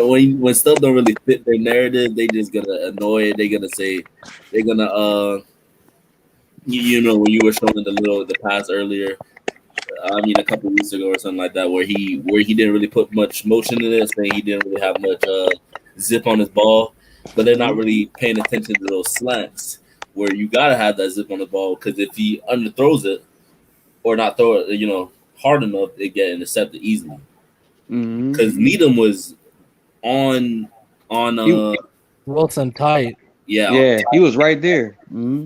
I think Needham might have a breakout year too. Maybe, and even he can't keep up with it. Right. That's a lot of speed out there. I was just hearing the thud of the football when it hit Wilson's hands. I was like, damn. Where like as soon as it hit his hands, all you heard was doom. Good catch too. I can't believe they didn't report that he had to go to the he left practice. Emergency room, huh? Yeah. Had to go to the doctor, get some ice on him. Ice up, son. Ice up, son. Oh, we got more people joining here. Hold on a sec. All right, what's going on, boys? Let me go through the cast. Red Comet. Red Comet, you have a lot of feedback going through. That's why I muted you, bud. Alfred, Logan, Innis, Florida-born, Kentucky-born, and Pyro. How you boys doing tonight? Pyro, what's up? Very good show there. Salute, fellas. Salute. So, whoa. Who needs to take care of calm the those kids down. Right? Yeah, who calm needs the to take care kids of down. the kids, bro? Bring that belt out, bro. Hey, Joe Jackson, that shit. Reason I just want to say this. Why are we still talking about this? We all know Tua was not 100% last year. It's only up from here. Like, I've been screaming this since the season ended. Like, y'all know this. I'm just saying for the haters that don't. Like, y'all just gonna get slapped in the face for being stupid and not seeing that boy wasn't 100%. The beast in him had him on the field. The beast in him had him ball out. So now he can study and get his body right. It's that beast with the physical and the mental coming together. It's over, man. That's all I wanted to say. Is that beast a lion? No, but I agree, man. You know, that's you know what's crazy is people that sect of people will still try and qualify that as an excuse when that's a personal trainer coming out who's worked with so many athletes. I mean, he was working with Jordan Love this offseason. He was working with other Dolphin players. This is a guy who's seen it all and done it all, and he's telling you what time it is, and people are still going to try and come out and say that's an excuse. Yet, let me see them go out on a football field at 60% and perform at the level that Tua Tagovailoa did. True. But like you said, no one came forward and said who had a better rookie season. They still can't answer your question on that. And they'll never be able to answer the question, bro. They'll just dodge it like a viper. That's all they'll do, bro. All the better when we come out from nowhere because none of the people are saying that we're going to do that good. So when we do actually do that good, it makes them all look bad. I can't wait. They don't Irving, light up. $2, and he says 2021, the year of the Samoan sniper. Pew, pew, pew. Pew, pew. Those are all the same people that were saying we didn't give Rosen a shot. Oh, bro. Oh, Lord. I've gone Here we over this go. ad nauseum. You know what I mean? They don't want to. They want to give Tannehill 7 years. Rosen doesn't get a fair chance, but they want to get off of 2 after 9 games. Like, is that the definition of hypocrisy if you've ever seen one? Because I know that is. Oh my God. No. And Rosen pretty much had a whole season at Arizona. Sam Bradford started out the year, but Rosen basically got the keys and he could not drive. So I'm just saying with one of the best receivers in the game at that. Yes, and 100% healthy. So I mean, I don't know. You know, he hasn't touched the field since he left us. Come on. And he had David Johnson. True.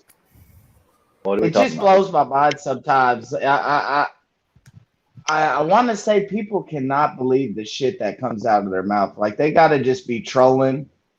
To I guess sometimes hate gets more views than love. That's the only thing I can figure because some of the shit that they come out with, it's just like, are you serious? Yo, Florida boy, Like did you ever watch South Park? Yes. Do you remember that? Do you remember that episode with the what the hell was he called? The panda? The sexual harassment panda. Oh yeah. Okay, do you remember the scene where the guy comes in and he has the doll and he goes, show me on this doll where he touched you. It's the same thing with Tua. Show me on this doll where he touched your daughter.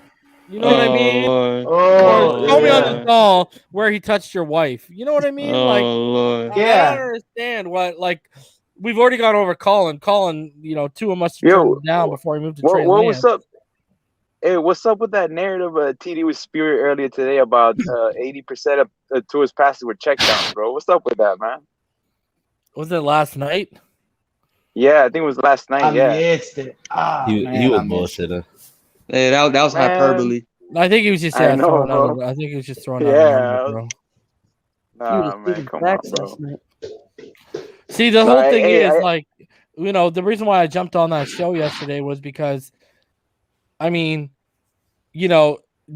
clearly was getting a little worked up there for a little bit. Yeah, he was, bro. I saw that. And, the inability for people to actually take the context of what was being said. If you think about it, when Tua said, hold on, let me clarify it.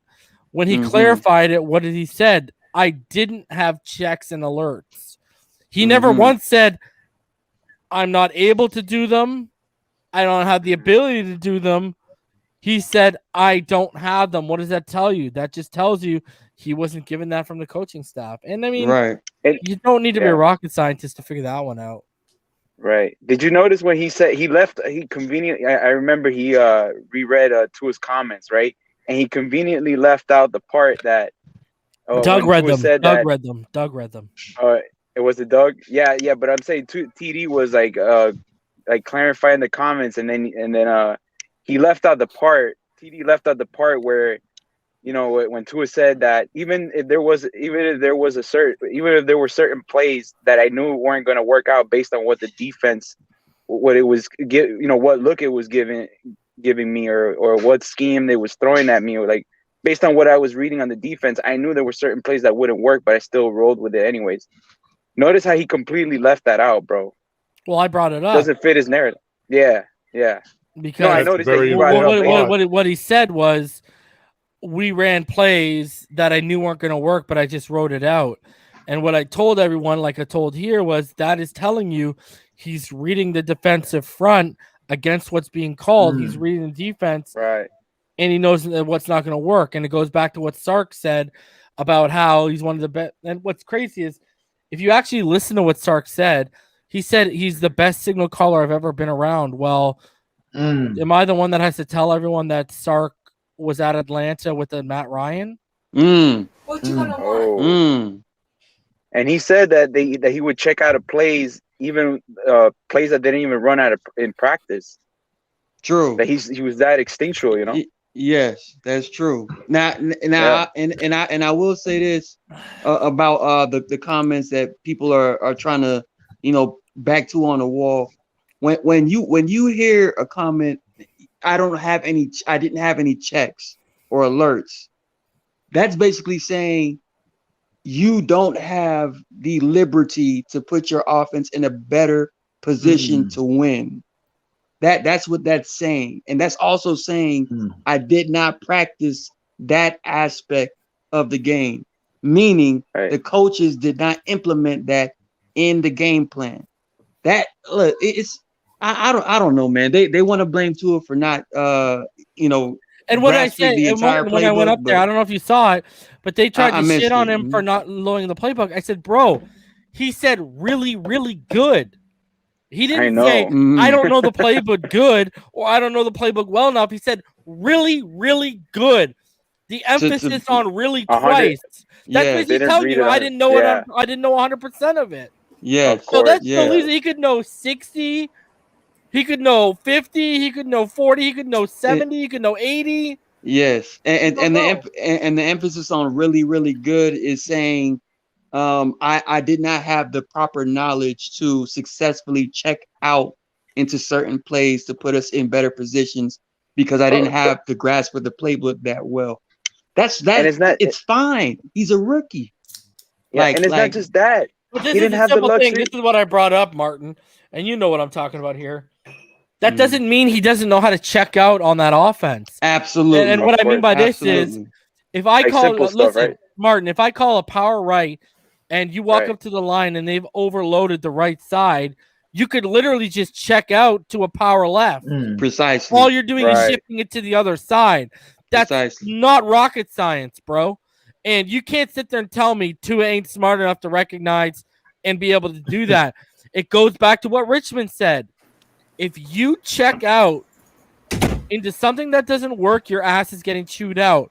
There's also OCs, Man. and I'm sure you were around them too, Martin, where even if you check out into something successful, they will still try and Yep. chew your ass out because it's not what they called, especially True. when you're a rookie. They're going to True. say, Right. call what I call. True. Can I Right. mention one other They thing? didn't. Yeah, go People ahead, acting like those. Go ahead, Rhino. Yeah. My understanding is there's only one person on that team last year that knew the playbook, as well as one person that which is Fitz. Okay, so Mhm. if you're an offense with a rookie quarterback and you're setting up an offense with audibles or not audibles, let's say Tua did know the audibles. If the team didn't practice the audible during the week, they can't. He's not going to call it because the Right. receiver may not know it. So. Right. I think there's a lot of context we're missing here, and I think to be fair to a lot of people, I don't think they're using their common sense, and I wish more people would. It's not any Ah. different than your day-to-day life at your work, with your family, dealing with other people. You have to apply common sense. You cannot. I can't imagine that Tua didn't ask, "Why are we not doing this?" Okay, because I'm freaking good at it, guy. You give me 30 minutes, I'll know the play. I mean, and I'll pass it on to the players. That's Rhino. That's the hump I can't get over. I can't imagine Tua didn't have the urge. And Rhino, what was Right. Fitz constantly doing when he was in the all game? the time Checking out of original calls. because the plays were so good, right? Reason. And that's Hey, the but guy. this is And the- that's the guy who knows the playbook better than anyone, and who Gailey trusts more than anyone, and he's still checking out of the stuff that Gailey trusts him with, bro. Bubble screen. Yep. I just But the wanna thing say, is that reason. I just want to say Hey, what's real up, quick. Hey guys, what's good? What's cracking, man? I good, Pyro? was just listening to you guys talking about the same thing. How's Battlefront? Yeah, I'm playing it right now, but I want to give the show my attention.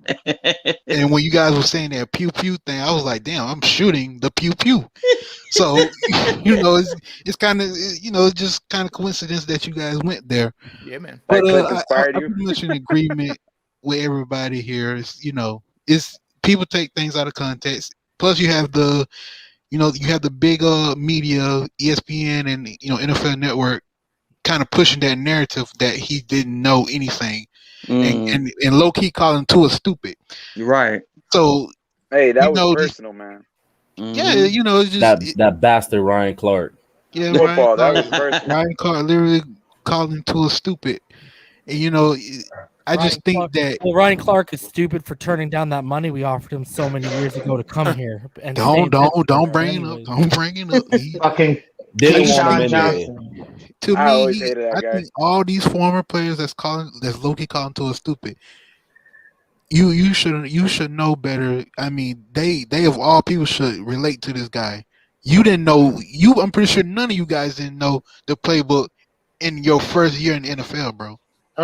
What rookie will know 100% of a playbook? Buddy, the rookie of the It's year his just ego, came out bro. and said he hasn't even I mastered know. the playbook. That's what and I'm guess saying, what? Reason. He has The to learn a greatest- whole new playbook right now. And Reason. The fucking GOAT. The And GOAT like I didn't said even know. yesterday, like I said yesterday on TD's show, All right. Joe Burrow had an offense catered to him with a lot of LSU concepts. Herbert had an offense catered to him through Lynn and Pep Hamilton vertically by playing to his strengths. Playing to his strengths. Tua didn't have any of that. Tua got Chan Gilly. Chan Gilly said, "Oh, I got the Dolphins job. Hold on a sec. I got my playbook, guys." All right, that's what he did, bro. And you know what? It goes back to I truly believe Chan Gailey came in under the pretense that Fitz was going to be the starter, and they weren't even going to entertain Tua until the original bye date, which was week 11 or whatever. And I totally agree. basically, he was like, okay, I got 11, 12 weeks to get that kid up to speed at the earliest, and I'm going to run my old play. I'm going to run the playbook that Fitzpatrick knows, which is what? His old playbook, bro. He didn't bring. Here's the thing. Yes, we ran RPOs last year, but we did not run an offense catered to Tua's strengths. Now you got DVP talking about a lot of motion. Okay, you've got Najee Harris saying we are running basically the same offensive playbook, just with different terminology that they ran at Alabama. Okay, you got all these new receivers that they brought in with Fuller and Waddle, which are the Alabama prototypes, as well as Wilson coming back, who I've been saying for time is an Alabama prototype. I was even saying it last year before he opted out. So look at what they're doing right now. They are building an offense catering to Tua's strengths, because guess what? Me and EM have been telling everyone since we were back on TD's platform, scheme fit matters, okay? What do you do with an offense and your quarterback? You build this scheme around your quarterback. This is why, and TD did say something right yesterday. And well, he said multiple things right. But one of the things that he said that was right was you only want Tua throwing 20 to 25 times in this offense. Yeah, I agree. Okay?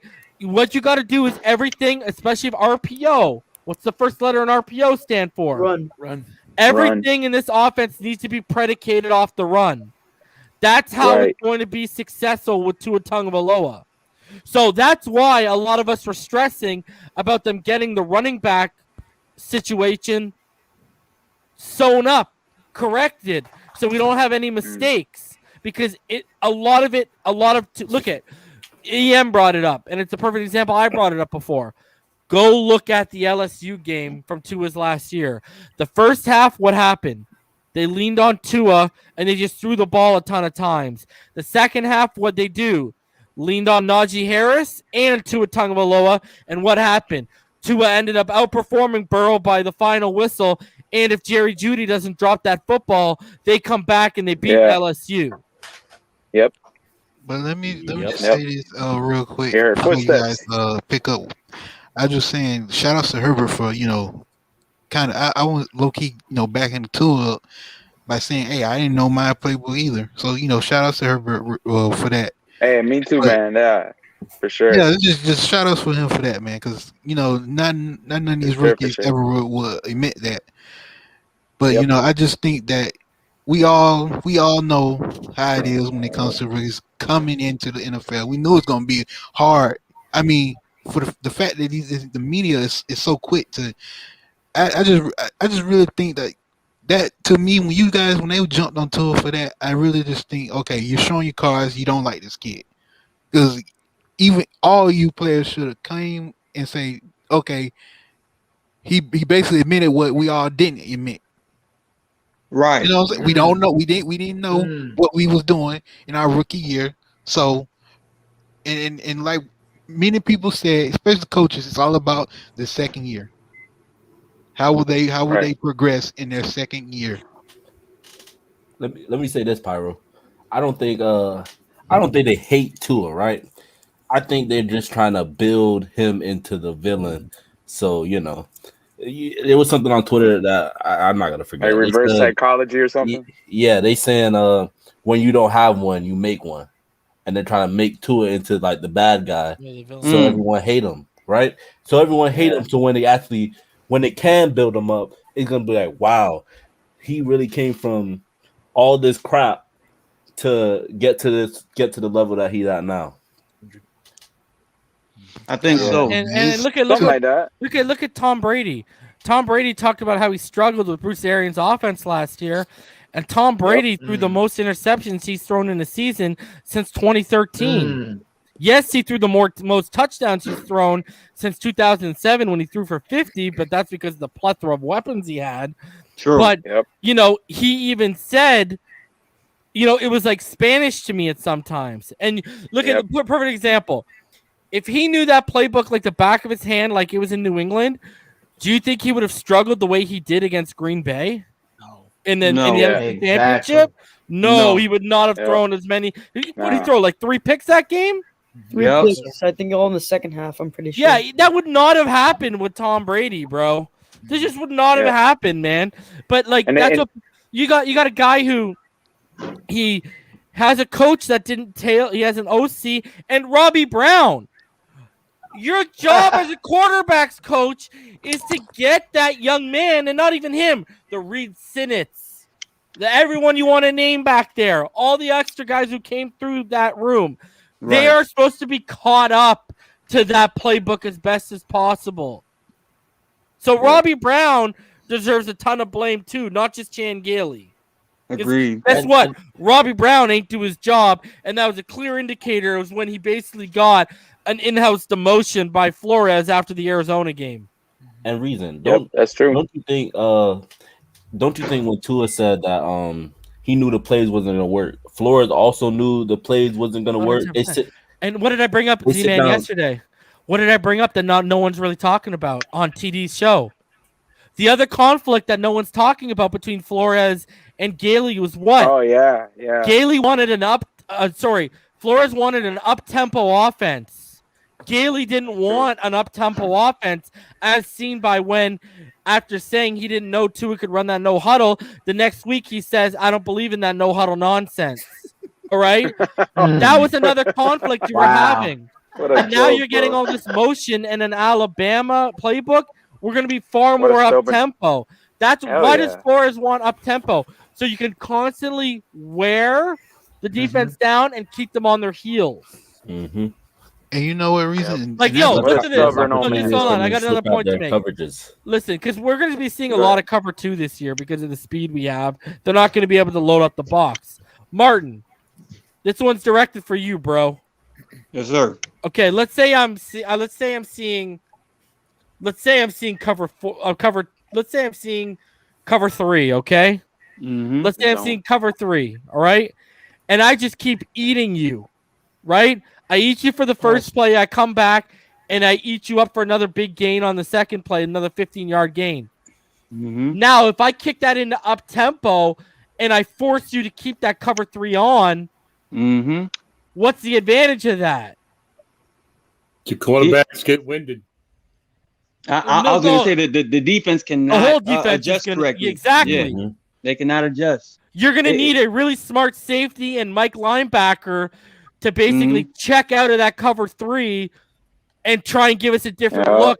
And now you don't have a defensive coordinator calling against us. You got players on the field calling against us. Right. And that's going to be a struggle for them to basically, you're going to keep them on their heels and you're going to wear them down.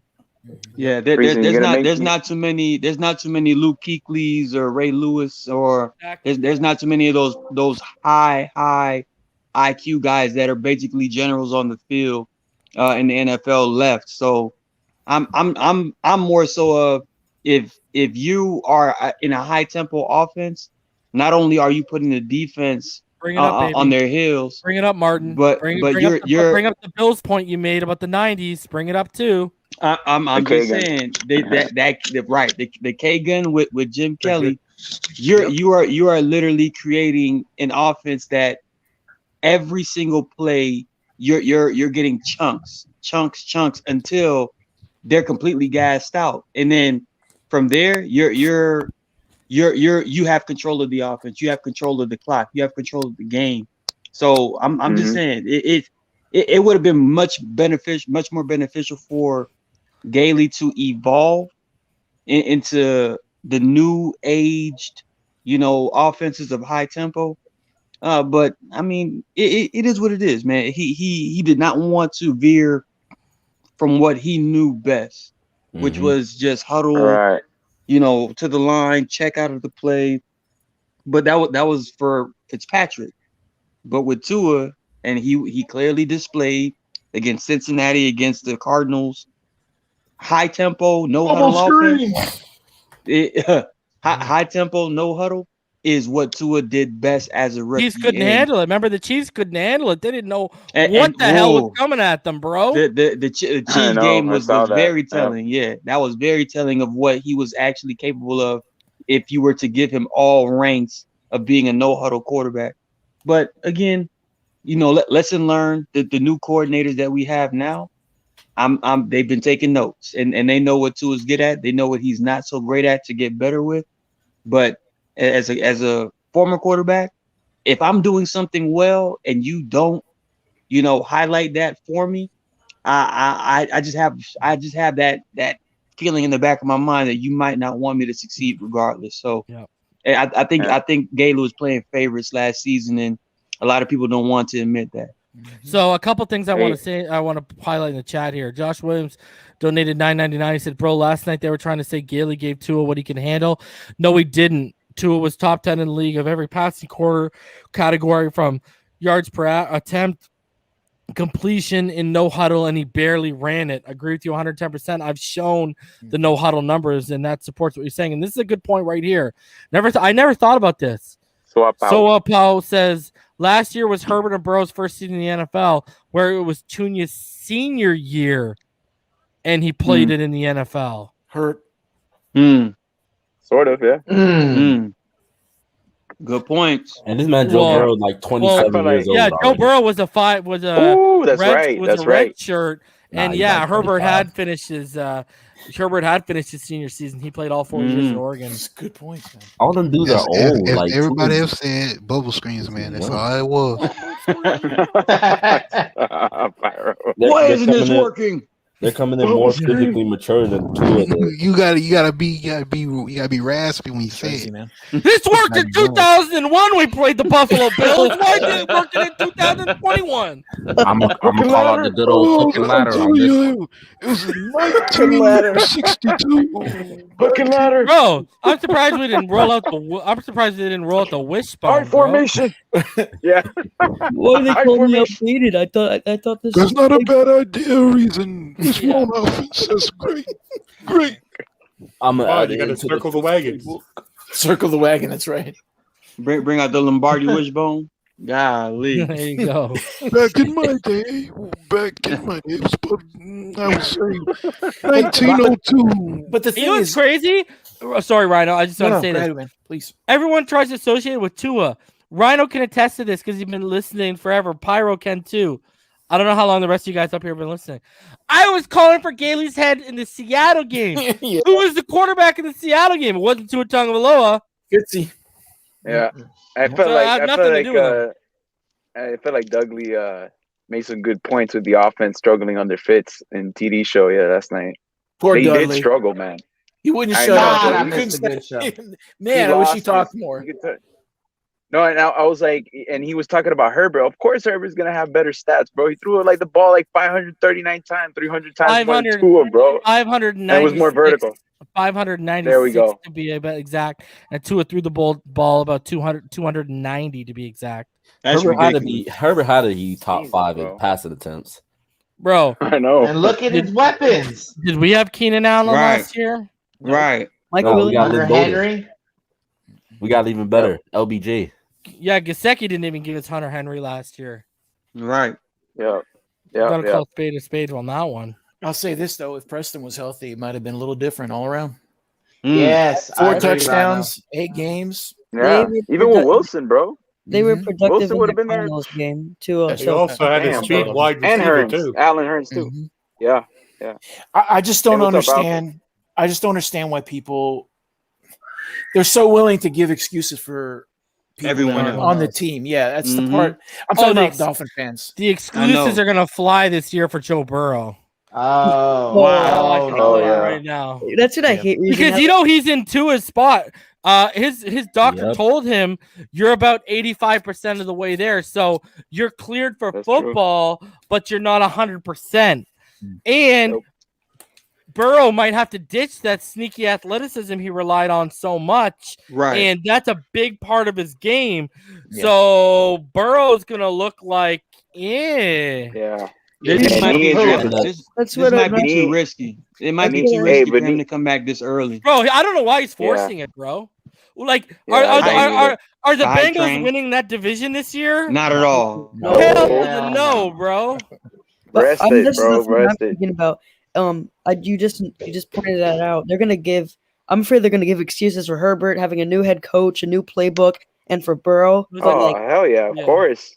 Like, what the heck? Yeah, you're totally right. I ain't gonna be all that. I'm gonna say no excuses for none of them. Not any of them. Be fair. Well, my thing is, if you have a personal opinion, I'm great at play on the field. If you have a personal opinion about a player, stick with it. Everyone is gonna respect that. Right. I don't like this player because cool, but I root for him. I hope I'm wrong. I hope the Dolphins win. I never hear that. when it comes to Tua, ever. True. When has that ever been said? The people we're talking about. Never. It doesn't happen. If you say that, I'll shut the frick up. I will leave you the hell alone. Get out of my life. I don't want you in it either. I mean, this is the part I don't understand. It's the freaking Dolphins. Oh, I am logo before. No, you're not, bro. No, you're not. No, you're not. No, not. Whether you know it or not. Whether you know it or not, you aren't. You know what I said yesterday on I believe I said this on TDs. You know, and I know I said this on Clock Blockers with Stephen D too. Did I ever once say that I don't want Josh Rosen to succeed? No, you never I never said that once. I said I want him to succeed, but the tape is telling me he is not going to succeed. But what did you say after that? You said if Tua plays like Rosen, I'm going to call him out. That was always your second line. Me and always. I don't know. You're always going to want your quarterback to succeed, but you know when like their film isn't as good. Yeah, this is what go back to Rhino's point. If you're all about the logo, you better be rooting for the fucking quarterback to succeed because that's how the logo gets, bro. Yeah, like you said on Larry's show, bro. That's all I gotta say. How you gonna root against a guy who's your starting quarterback who can potentially that if he makes that jump could potentially win you a Super Bowl in the near future? You're rooting against this guy. You're not a Dolphins fan.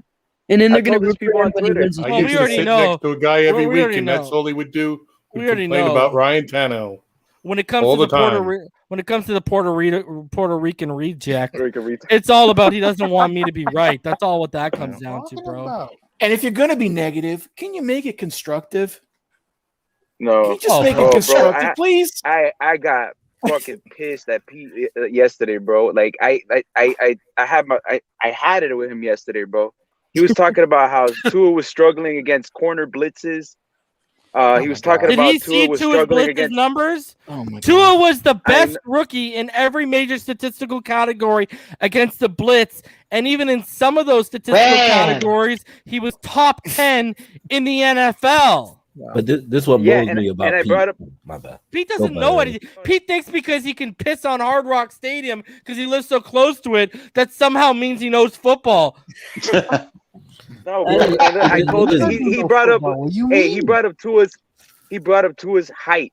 Oh, he can't throw over offensive linemen. He brought up the fact that he can't move. Hold on. He said that he can't move in the pocket. I'm like, dude, that one of his highlights at Alabama, one of his greatest things, one of his greatest strengths was rolling out the pocket specifically to his left, and throwing to his left, climbing it. And I pointed plays with plays. You saw the two rollouts against in the Cardinals game and the Chargers game to Gesicki, that perfect pinpoint accuracy. Look at that. And then he was talking. Yeah, I want Irving. I want you to come back and screen caption this shit. There you go. And ask what the hell are you? The guy doesn't even know. He just blows smoke out of it. He literally throws shit at wall, and hope it sticks, bro. Bro, that guy was the one. Remember, I told you. What did I tell y'all? He's the one who said Cam Newton was going to be the best quarterback in the AFC East last year. Last I checked, Tua Tagovailoa statistically massively outperformed Cam Newton last year. Did he not? I know, bro. He's the one who was telling us not to draft a quarterback, that we needed to sign Jameis Winston. How's that working out right now? Yeah, Jameis Hey, Winston and can about- even be starting over a wide receiver. And they There you were go. talking about There the you go. Yeah, and he was talking about the corner blitz, and I gave him an example. Well, that there was a corner blitz that J.C. Jackson was blitzing in on Tua. Tua made an in-game adjustment, pumps him. Okay, scrambles, tucks the ball, scrambles, jukes the linebacker in front of him. Okay, or the defender in front of him, and drags the DT into the end zone. That's an example of him beating a corner blitz. You don't know football, bro. Are we not looking at these stats right now on Oh the my screen? god! Yeah, they're mine. Look at the rank overall. Look at the rank overall. This is actually very scary. This is scary to look at because a quarterback's highest rate of instincts is against the blitz, and for him to be ranking like this at 60% with no playbook tailored to him, all of his receivers, dwindled. Offensive line, who knows who's starting next week?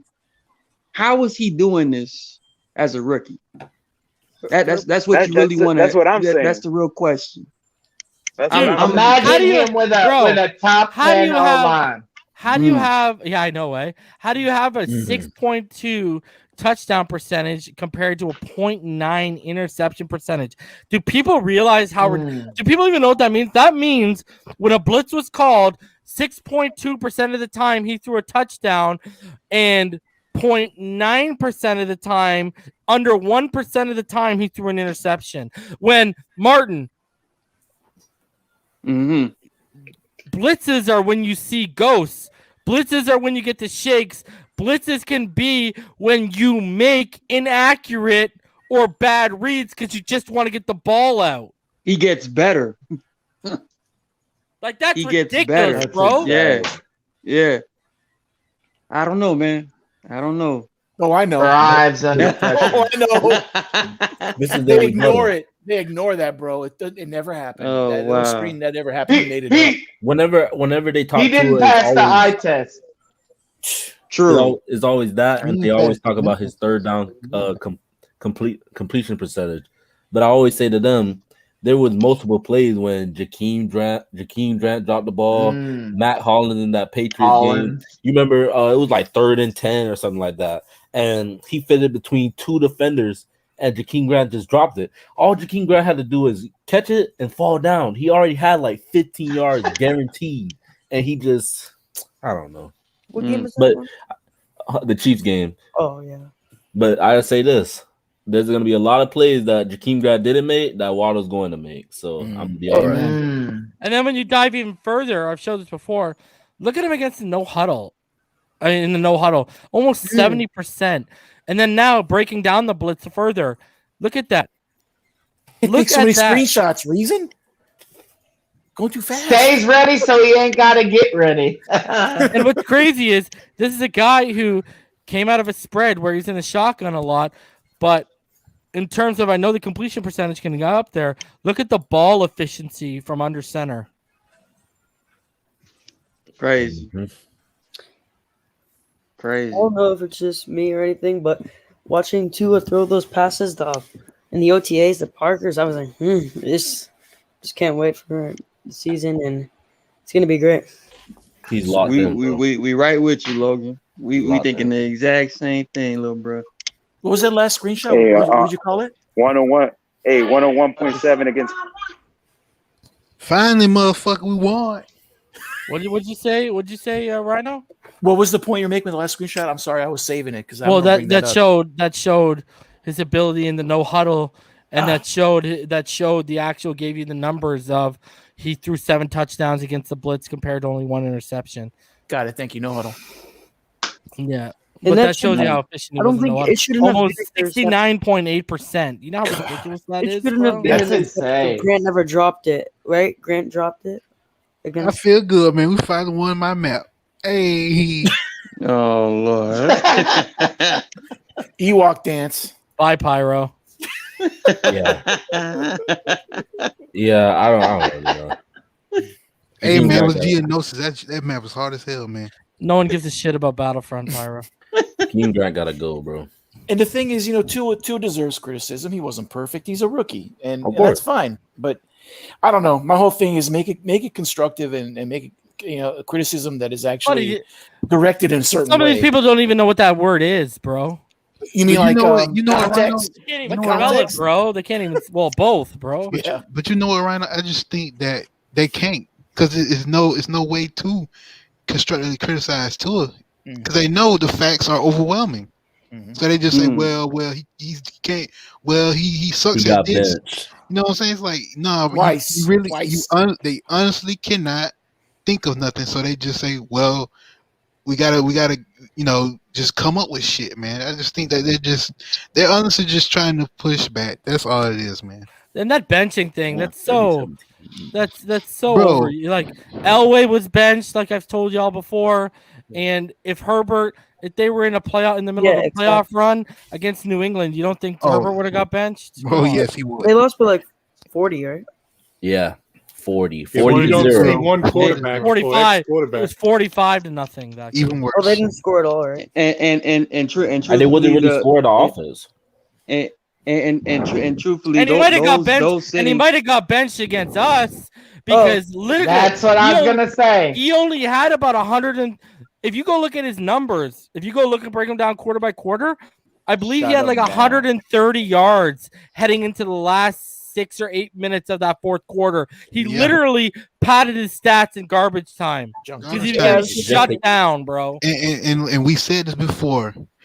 The only reason his stats were that high, and the only reason why he had that many touchdowns is because they were scored in garbage time when the Chargers were like, "Fuck it, just true." Let's call him. We just sat back. We knew the game was in hand. We literally just sat back. They just literally told Herbert, "Hey, just chunk it, bro." Carries with the bad snap led to them Herbert scoring. That's true. We were about to go up 21-0 on the Chargers, and then Karras had the crazy low snap that turned into a fumble. It was a second in that drive, actually. You're right. I think we're real close to the goal line. And notice that no ex-quarterback is ever bad mouthing Tua. So, not one of them. That's what I don't get. Some of these idiots out here want to listen to some of these. What's a bigger level of idiot? Well, moron, I guess. Buffoon, coward, dumbass. jackass. It's not politically. Imbecile. It's not politically. Imbecile. Right. Imbecile there. Imbecile. I don't think like imbecile is not politically correct. Sorry. Well, I don't know. I'm talking about retard isn't politically correct. That's what I'm saying. Yeah. It's a little hard. Which would be bigger, but mouth they want to listen. They want to ignoramus. listen. Yeah, they want to listen to these people. Yet they don't. But yet they want to turn their cheek when a guy like Kurt Warner, who's won MVPs and won a Super Bowl and played at the highest level, comes out and basically goes to bat for Tua. Breaks it down too. They're nincompoops. Doesn't fit their narrative, bro. Nincompoop. I'm just saying you. Can we just say? I got a new one. Is mongoloid? Is mongoloid? It's a little bit. Josh said troglodyte. There you go. I think a tailpipe smoker is probably something I would just. I made that up. So by the way, just So Justo says donate $10. Said Phinside up, fam. He said at Reason in the panel, who do you expect to have a breakout season on offense, on defense? And my answer, I'll let everyone else answer. Their answers on offense, I truly believe it's going to be Will Fuller. I think he's going to put up the most yards he ever has in the season. And then on defense, I'm going to keep it rolling with the guy who, everyone wants to try and scold me for Tua, but no one wants to talk about how right I was with Raekwon Davis. And I think the trajectory of Raekwon is going to be through the roof this year. So I'll take that. And Tua is the obvious answer, but I'm gonna take Will Fuller and I'm gonna take Raekwon Davis. You guys can go ahead and name yours. I will say On defense, it's going to be McKinney. I think he's going to have a career sack high and pressure for him. And it's obvious. I think we'll all say it eventually in what we're going to say too, obviously. But that's why I didn't say it. Yeah. I think even though he's come out in the past, I will say he will be probably in the running for comeback player of the year is DVP. I have a strong feeling about DVP in the room that's going to be created for him and what he's going to do with it. That's how I feel about that. We'll go in order. We'll go in order. Yeah, Martin, you're next. Yeah, I was gonna say Miles Gaskin on offense as far as a breakout season. Please. And on defense, I'm gonna go AVG.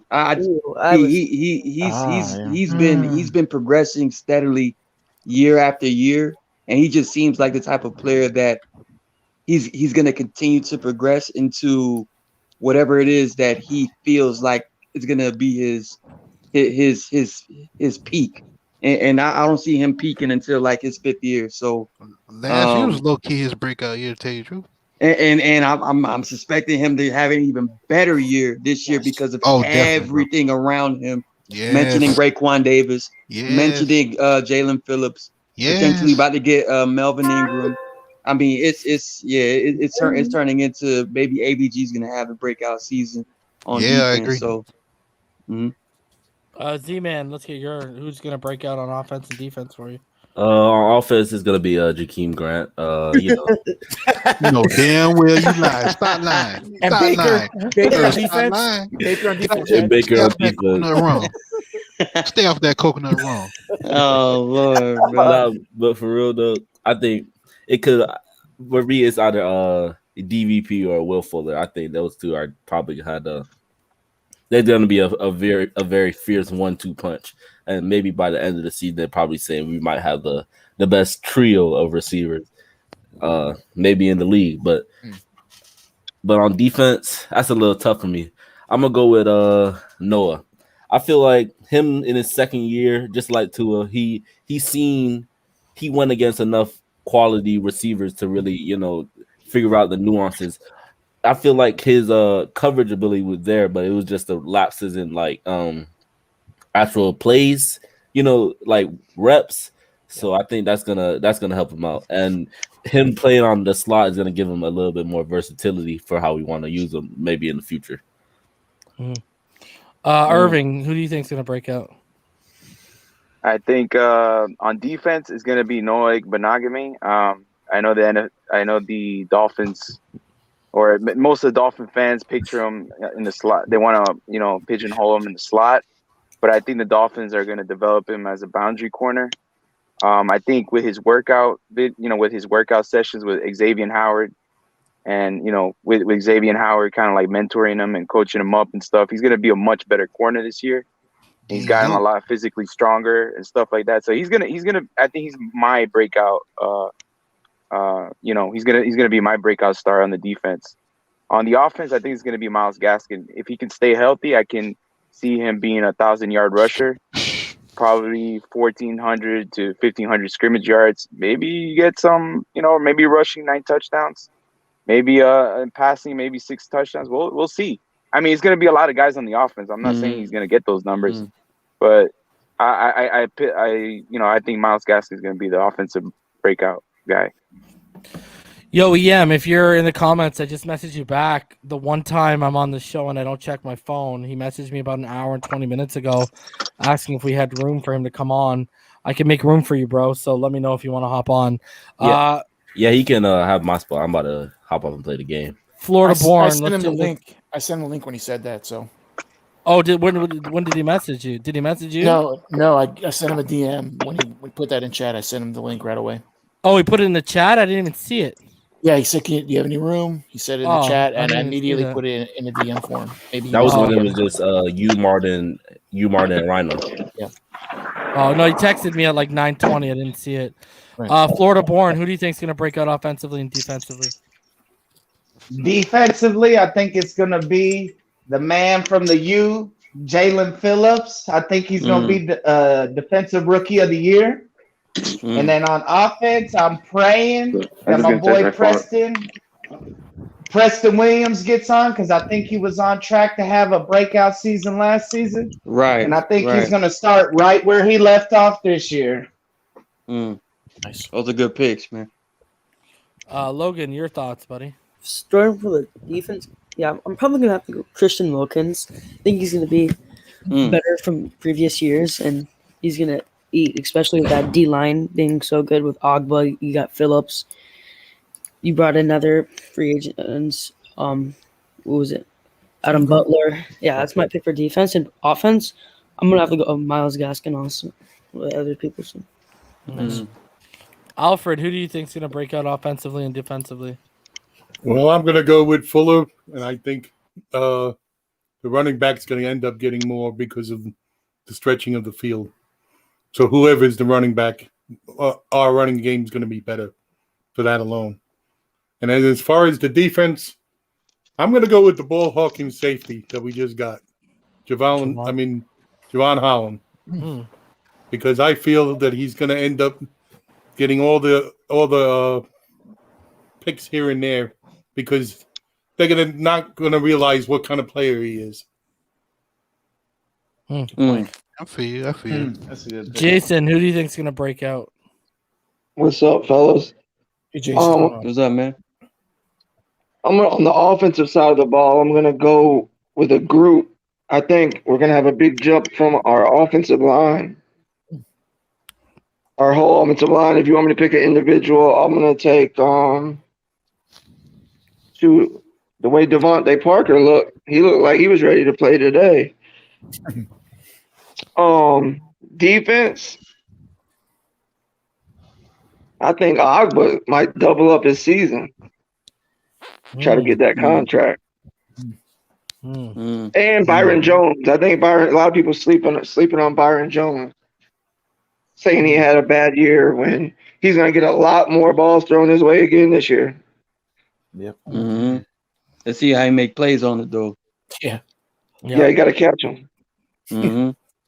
Hey, didn't he set a career high yet last year in interceptions? 2. I think 2. Yeah, 2. He's notorious for being a BPU king. So yeah, that's really what he is, you know. Yeah. Pyro, who do you think is going to break out on both sides of the ball? Luke Skywalker. I think Anakin.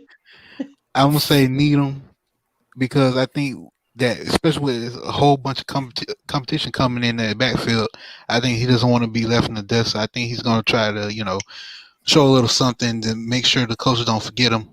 So I'm going with Needham. And for offense, I'm going with Albert Wilson. I think that, especially how we seen him when I forgot who was throwing the ball at I think it was Brock Osweiler. When Osweiler was throwing the ball, man, you see what he could have done, what he did with those explosive plays and that quickness. Bears game. Yeah, the Bears game. The Bears, yeah. That's what I was saying. Osweiler was throwing that ball, and with now that you got Tua, especially that, he fits Tua's, play style. I think that will really boost him up and make him even more explosive than the year when he was healthy. So I'm going with Albert Wilson. Nice. Shout out because he was in. You saw him in that highlight. So yeah, man, it's gonna be interesting with him. Yeah, good picks, boys.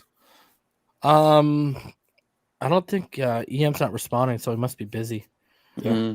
We'll go for about well, you know what? We're gonna go 2 hours 15 minutes. We'll get into final thoughts.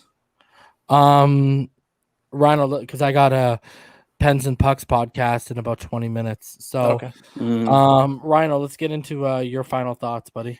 I'm looking forward to the Sortie and the House show you're gonna be doing. That's gonna be interesting. Update: House isn't able to come, so it's gonna be Sortie and Clump. Just as good or better. Who knows? I can't wait for that. And the Friday show, hopefully with Ian, you guys can get into that topic, like you said. Yeah. I think it needs to be, discussed. And I love the progress that seems to be happening with our team and our offense and our defense and our head coach and everyone comes out daily with our team and fins up, man. I hope it's a great season. Yeah. So Tomorrow I'll be on with after I record the finish line, so I'll be live around 9:15. I'll be on with Sorty and Jeremy Klump. On Friday, it'll be me and EM Dolphin fan, and we're going to talk about a topic, the one we've been teasing with you guys for a couple weeks now. That's the day he chose, so hopefully we get locked in and do that Friday. Sunday, I will be dropping my Hunter Long prospect preview. Tuesday, I will have Alex Rollins, who is on YouTube. He breaks down film. He'll be coming on. He just dropped a video on Tua Tagovailoa like last week. So he'll be coming on, and we'll be talking about that video. We'll be talking about some Tua stuff. And then Wednesday, as it stands right now, I'm going to try and get some of the crew together. But TD Fins Talk will be on the channel Wednesday. I'm going to see if EM and Ballgame are down to join us as well. Do a little panel for you guys. So, yeah, that's what's coming up over the course of the next week or so. All right, Martin, your final thoughts, buddy. Yes, sir. Salute, man. Reason you keep grinding, man. You putting your head down. You're working, and the content is real, bro. So trust me, I can speak for everybody on this panel and everybody in the chat and anybody that watches.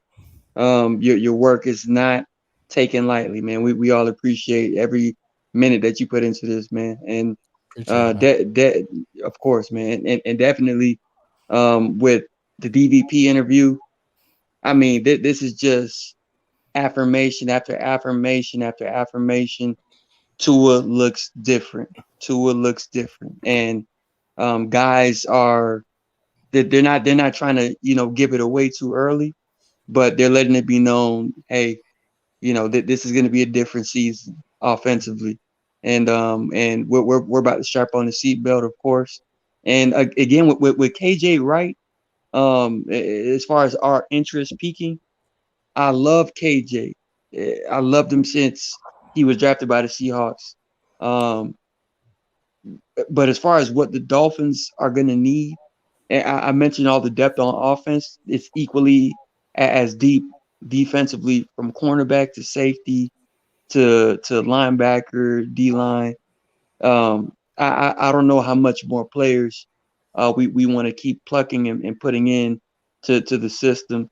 I just think Flores might ride with what he has as far as his linebackers are concerned. And like how you guys are saying, if Elandon Roberts, if he's healthy, then he's another piece that we're just gonna plug and play. So I as much as I love KJ Wright, I just don't see the Dolphins pulling the trigger on him. I hope I'm wrong, because I would love to have him on the team, but I just don't see Greer making that move. But it's all good though, man. Fins up. Willie, I will not be live streaming the games on this platform because you will get your channel knocked down, but I will be live reacting to the games every Sunday when they go down. And then, guys, just an update. We are 9 subscribers away from 4K. Wow. So if you're new here, go ahead and hit Let's go. subscribe button. Irving, your final thoughts. Tighten it up, Irving. Yeah, man. Hey, my fellow Americans and Canadians. No, I'm just kidding. Yeah, Martin, what you said was beautiful, man. That was a great point. Great points that you made there. Yeah, man. Yeah, KJ Wright would be a nice addition to this linebacker core. But I think I like the guys that we have in the room. What DVP said about banished to the shadow realm. Next. Yeah, I think we lost Irving there. Yeah. All I heard was footsteps. Oh Lord, that happens to me all the time, bro. To the shadow realm. Yeah, man. Bro, all I heard was footsteps coming, and he just cut off. I hope he's okay. We didn't even hear the bang of the gun. Oh Bro, Lord, just straight up cut silence. Nah, Logan, until he comes back, let's get your final thoughts. Yeah, I'm just like everyone else said. I appreciate all the work you do for the channel, and you shall provide the film and prospect previews, and yeah, I just appreciate that. And yeah, but we're looking forward to future stuff. Fins up. Alfred, your final thoughts, buddy. Well, Reason, keep up the good work as far as the video stuff, and I'm telling you that from a guy who knows how to do it. Thanks, bro. I appreciate it, man. So Go the check other thing out I want to go ahead. Aquatic Adventures with Alfred. Go check it out. He's got some good footage out there. Jacques Alfred. Yeah, there you go. Jacques Alfred. Anyway, sorry. Go ahead, Alfred. That's okay. Finally, we have a team like we had when Shula was coaching. Now, hopefully, we start out the way like Shula used to do. And that's part of the reason why Shula was such a winning coach, and he's the best as far as record-wise. Okay? And the way he did that all the time was he started out the season 4 or 5-0. He always had a good season to start off with. Yeah. And what happens when you do that is you put pressure on the other team that they have to win the other game against you. Otherwise, they have no chance of winning because they go down 2-0, even if they were tied with you on that second game. That's what a lot of guys don't get. If you go into that second game and you already won the first one, you win the second one, you go 2-up on the other team. So it's really hard pressure on that opposite team to win the game against you. So that's why the Dolphins, for many years, used to win because they'd knock off 5 or 6 wins right off the bat. And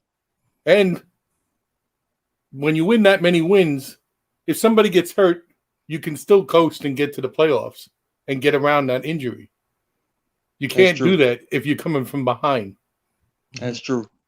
And that's why you want to win the games in the beginning. But we do have a tough schedule early on. And but if we win those games early, the rest of the season is going to flow very easy. I believe so. We can knock off a 12 games win streak. 12 game season wins easily if we win those beginning games. That's true. Irv, it's good to hear from you, bro. We have to work thoughts, man. We gotta run through this though, boys, because I got a pod in 10 minutes. Got you. So Irving, let's get your final thoughts, bro. No, I just wanted to finish that with with what Devante Parker said. You can clearly tell that Tua's improved in his game. You can tell he's throwing better. He has his hips. He's got his balance now. He's got his his glutes built up.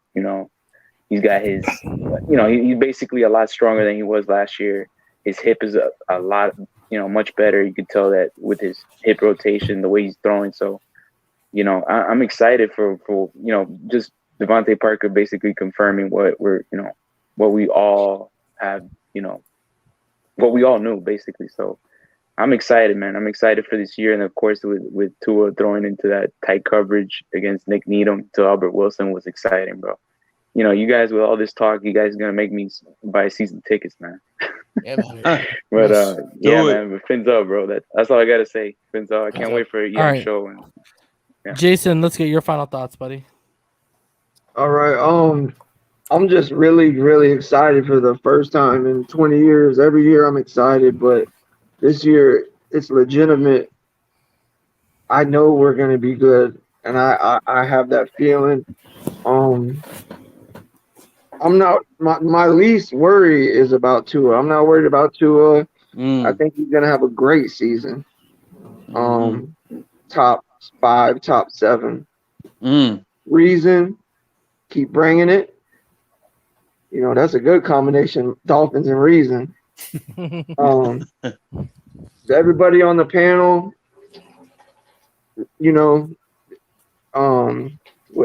it's just going to be a good year, fellas, and I'm starting to take it like Flo says, a day at a time, and I can't wait to see everybody shine. Yes, sir. Amen. Salute, brother. Salute, brother. Pyro, your final thoughts, buddy. Well, let me just say, shout outs to Parker for giving us even more insight and getting us even more excited for what's to come with this offense. And as always, Reason, hard work pays off, man. I'm glad for you. I'm happy, man. Appreciate it, that man. you're Thanks. getting the recognition that you deserve. And fins up. That's it. Yeah, man, appreciate it, bro. So guys, if you're new here, subscribe. If you're in the room right now, make sure you hit that like button. We're now actually 7 away from 4K, so let's get to 4K by tomorrow morning. All right, guys. I will be back tomorrow, Friday, Sunday, Tuesday, and Wednesday. So y'all know what time it is, man. We're gonna keep grinding, putting in the work here. And until next time, hope you all stay happy, healthy, safe, and blessed. Fins up all day, every day, baby. Peace. Fins up. Peace. Ends up.